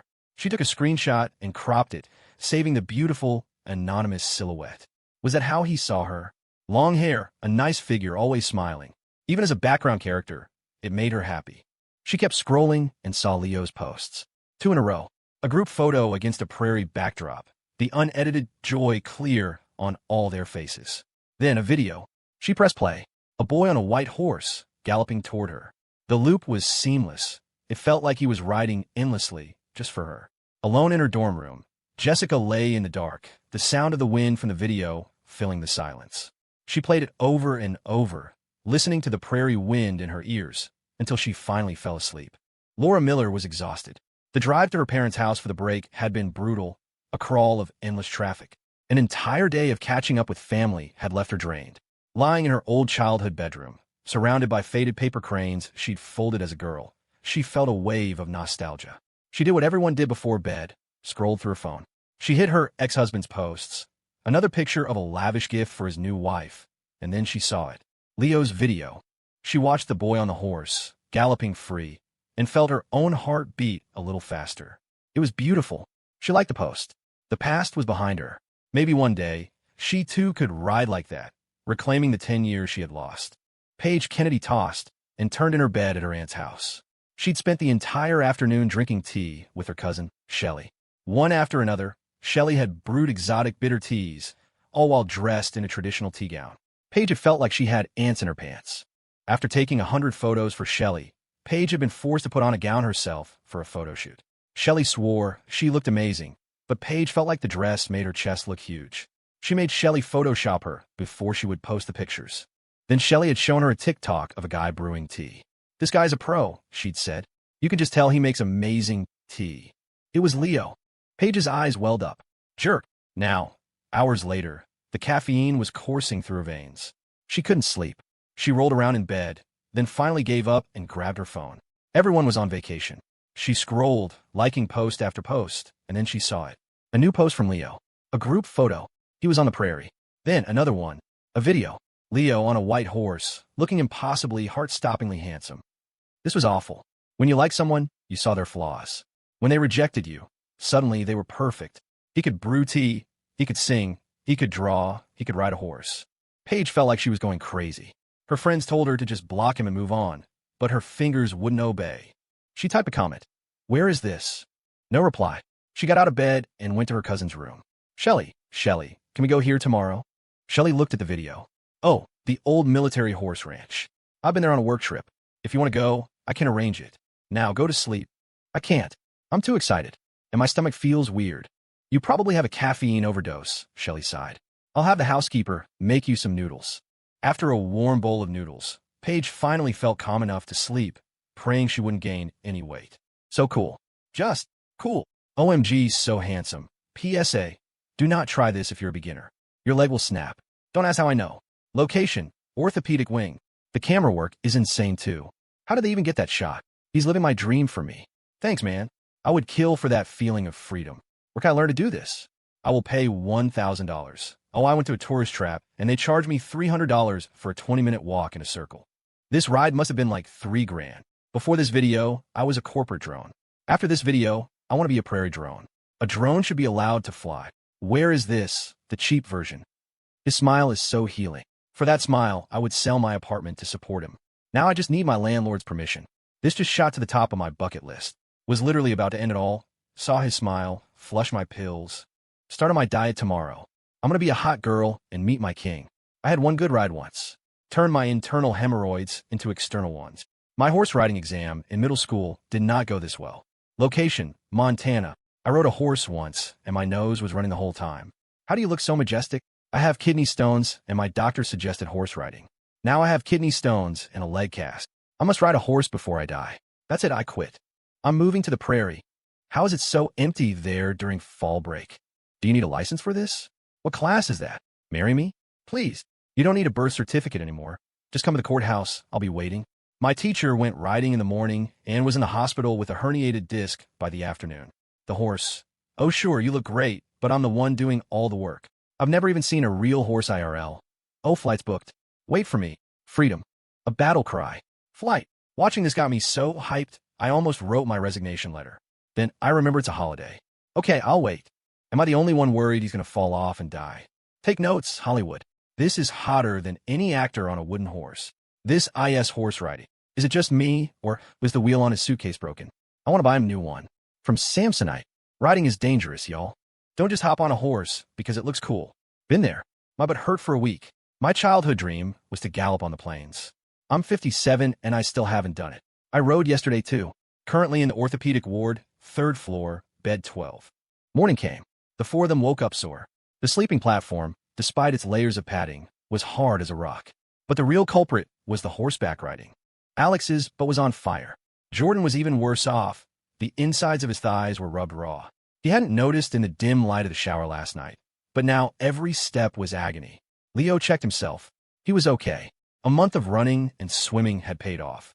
His butt was sore, but not excruciatingly so, probably because he'd managed to find the right posture and move with the horse instead of against it. They all lay on their stomachs to scroll through their phones. The morning signal was surprisingly strong. Leo saw that his Instagram notifications had blown up. His dad. That's too dangerous. You could break your leg. His mom. Son, I do not want to have another child. Please be careful. His mom. Son, I do not want to have another child. Please be careful. Aunt Sky. So handsome. My nephew is the best. Uncle Clay. Thumbs up emoji. Leo was shocked. His uncle never posted anything. He screenshotted it for posterity. A long list of other relatives had liked the post. Professor Reed. Nice equestrian skills, Leo. Professor Reed. Nice equestrian skills, Leo. Dr. Croft. What a handsome young man. Dr. Sterling. I'm a decent rider myself. We should go together sometime, Leo. Valerie Steele. Amazing. Professor Thorne. Balding thumbs up emoji. Professor Hoffman. With hair, that's my boy. Even Victoria Vance had liked it. Probably an accident. Stella hadn't liked it. Maybe because her mother had. Paige Kennedy. Where is this? Rory Scott. Leo, you look amazing. I'm totally visiting you during winter break, and a flood of others. He usually replied to comments, but there were too many. He just started tapping out generic thank yous and emojis. Then Sean opened TikTok and let out a shriek. Holy crap. Leo, we're famous. For real this time. We actually went viral. He'd said that before, but this was different. Everyone opened the app. It was the first video on Alex's feed. 710,000 likes. The comments numbered nearly 50,000. People were calling Leo handsome, envying his freedom, threatening to quit their jobs, and begging to know the location. This was huge. You're a genius, Sean. Jordan yelled, tackling him onto the bed. You're the king of content. Take me with you to the top. Get off him, you'll crush him, Leo said, pulling Jordan away. Alex stood up, a solemn look on his face. Such flattery is beneath us as roommates. Allow me. Father, may I be of assistance? Do you require an escort to the restroom? Sean's face turned bright red. Shut up, guys. Just then, a voice called from outside the door. Brother, get up. Breakfast is ready. This time it felt real. In less than 24 hours, the video had over 700,000 likes. According to Sean's calculations, that meant it could easily hit 1.5 million. At that rate, his account would blow past 100,000 followers, maybe even 200,000. He was buzzing with excitement. The four of them were wrestling and shouting like kids until Sarah's voice brought them back to reality. They immediately untangled themselves, tried to look respectable for the resident genius. For breakfast, Sean's mom had prepared a feast. There were fluffy, homemade biscuits with a thick sausage gravy, scrambled eggs, and a local delicacy. Fried wild greens that were surprisingly refreshing and settled the stomach after all the rich food from the wedding. Mrs. Riley also brought out a jar of what she called apple butter, a dark spice spread that was so good Leo ate 3 biscuits slathered with it. To top it all off, there was a hearty lamb and potato stew left over from the night before. The potatoes are from our garden, Mr. Riley said proudly, and my wife makes the apple butter herself. It's all clean. Sean's parents were both there this morning, a rare treat. His dad was tall like him, with broad shoulders permanently sloped from a lifetime of heavy lifting. His mom was quieter, with a kind, gentle smile. The grandmother sat at the head of the table. Before the meal, she poured herself a tiny cup of fiery moonshine and downed it in one gulp. Thinking no one was watching, she quickly poured another. Just as she was reaching for a third, Sarah calmly took the bottle away. Sean was bursting to tell his parents about the video's success, but he didn't know how. How could he explain that hundreds of thousands of likes were a big deal? For his parents, the most tangible measure of success was money, and he wasn't there yet. Alex, ever the diplomat, spoke up. Mr. and Mrs. Riley, he began earnestly, you should be very proud of Sean. He's diligent, humble, and incredibly hardworking. He's going to do great things. Sean blushed. Leave it to Alex, he thought. He really knows how to talk to parents. His parents beamed, though they replied with typical humility. Oh no, our Sean is too quiet, not clever enough. We're just grateful he has good friends like you to look out for him. After breakfast, Sean announced he was taking them to see something special, wild salamanders. Sarah grabbed a woven basket. Sean, Alex said nervously, you know those are endangered, right? We can't catch them. We won't touch the salamanders, Sarah explained. But we can catch some crayfish and small fish. We can make a spicy relish with them tonight. The spot was in a hidden gorge not far from the village, concealed by towering prairie grass. The water they drank came from a spring-fed well, and it was sweeter and colder than any bottled water. These wild salamanders, known as hellbenders, required pristine water to survive. It was a place untouched by the modern world. As they walked, Leo thought about the system. Its goal for him was to become a qualified trophy husband. The required skills: cooking, fitness, painting, flower arranging, fashion, organization, accounting, nursing, childcare, singing, makeup, foreign languages. Sarah was striving for Harvard or MIT. He was striving to be the perfect kept man. Different paths, he supposed. He set a new task in the system. 8:30 a.m. to 11:30 a.m. Improve culinary skills, ingredient prep. The system approved it and gave him his rewards for the previous day. Host showed respect and empathy towards an animal, providing it with a joyful experience. Reward: empathy buff 3 days. When the host expresses sincere emotion, it will resonate with other humans and animals. Leo curiously asked the system why the horse didn't have a favorability meter like Moose did. The system replied flatly, "It's in a committed relationship." Leo: the trek to the gorge was an adventure. The trek to the gorge was an adventure. They followed Sarah, who wielded a long machete to cut a path through the razor-sharp grass. The journey claimed one victim: Jordan's face, which was grazed by a blade of grass, leaving a shallow cut that bled a single, dramatic drop of blood. "Oh my God, I'm going to be scarred for life," he wailed. Sarah turned back, her expression unchanging. "Don't worry, Jordan. You should take a picture now, because it'll be healed by this afternoon." While Paige Kennedy was bouncing along a desolate highway in a plush SUV, dreaming of prairies and white horses, Leo and his friends were deep in a hidden gorge that felt like another world. The creek was shallow and crystal clear, but the water was shockingly cold. Alex, forgetting his usual composure, rolled up his pants and waded in. He let out a whoop of triumph when he flipped over a rock and caught a tiny crayfish with his bare hands. Jordan, his face patched with a poultice of chewed-up leaves Sean had applied. "It's antiseptic." Sean insisted, "Join the hunt." True to form, he managed to slip on the same mossy rock twice, soaking his pants. Undeterred, he splashed around with a small net Sarah had given him, catching mostly water bugs but ecstatic with every haul.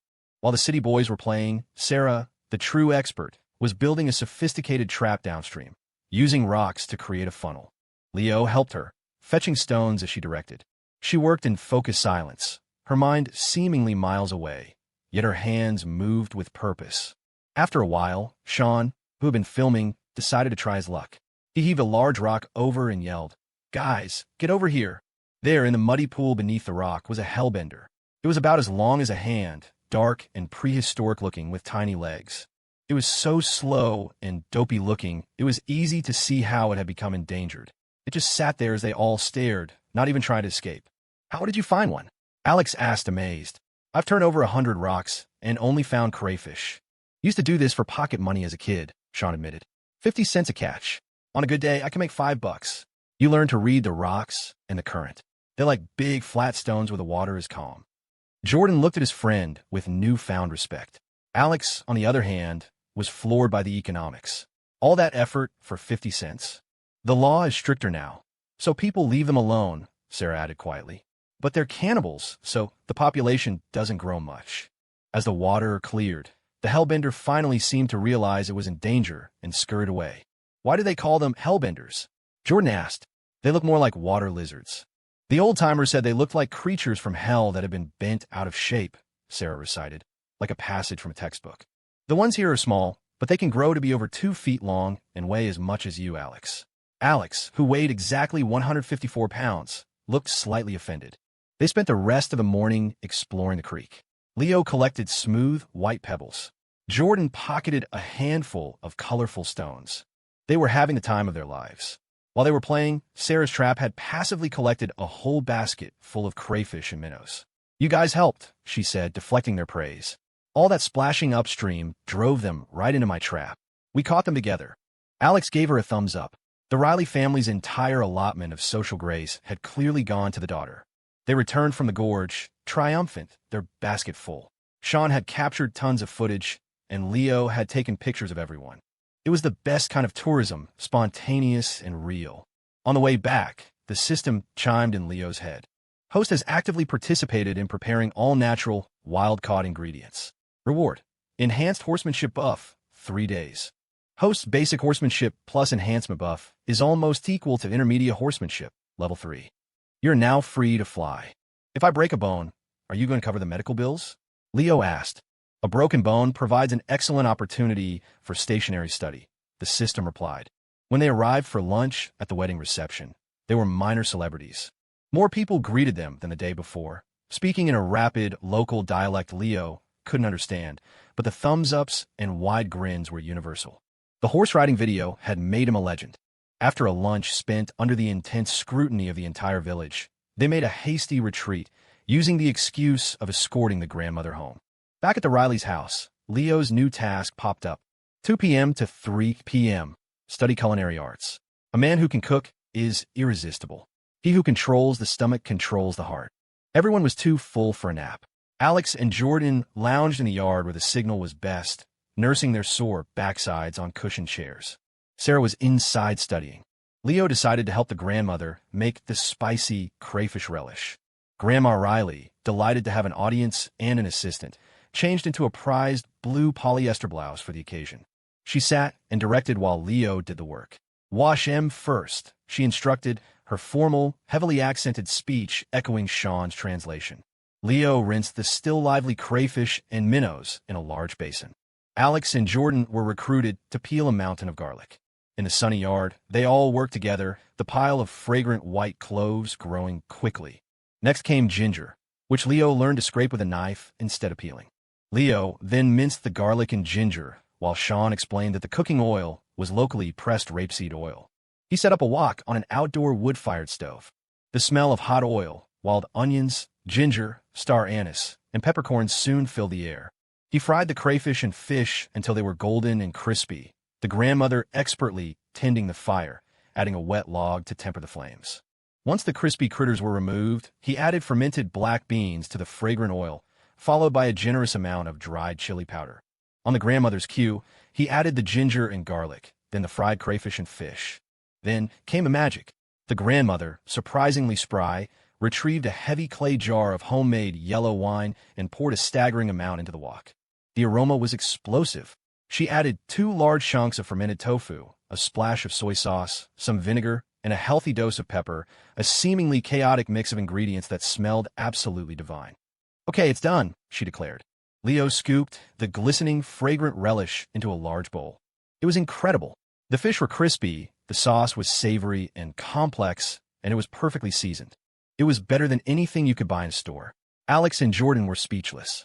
Sarah emerged from the house and began eating the tiny fried fish one by one, a rare moment of childlike indulgence. That afternoon, they played League of Legends in the yard, munching on the spicy, crispy crayfish.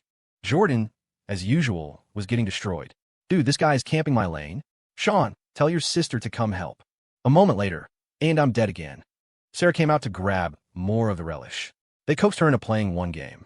It was supposed to be a relaxing break for the high school senior. She sat down, picked up Sean's old phone, and proceeded to single-handedly carry the entire team to a decisive, effortless victory.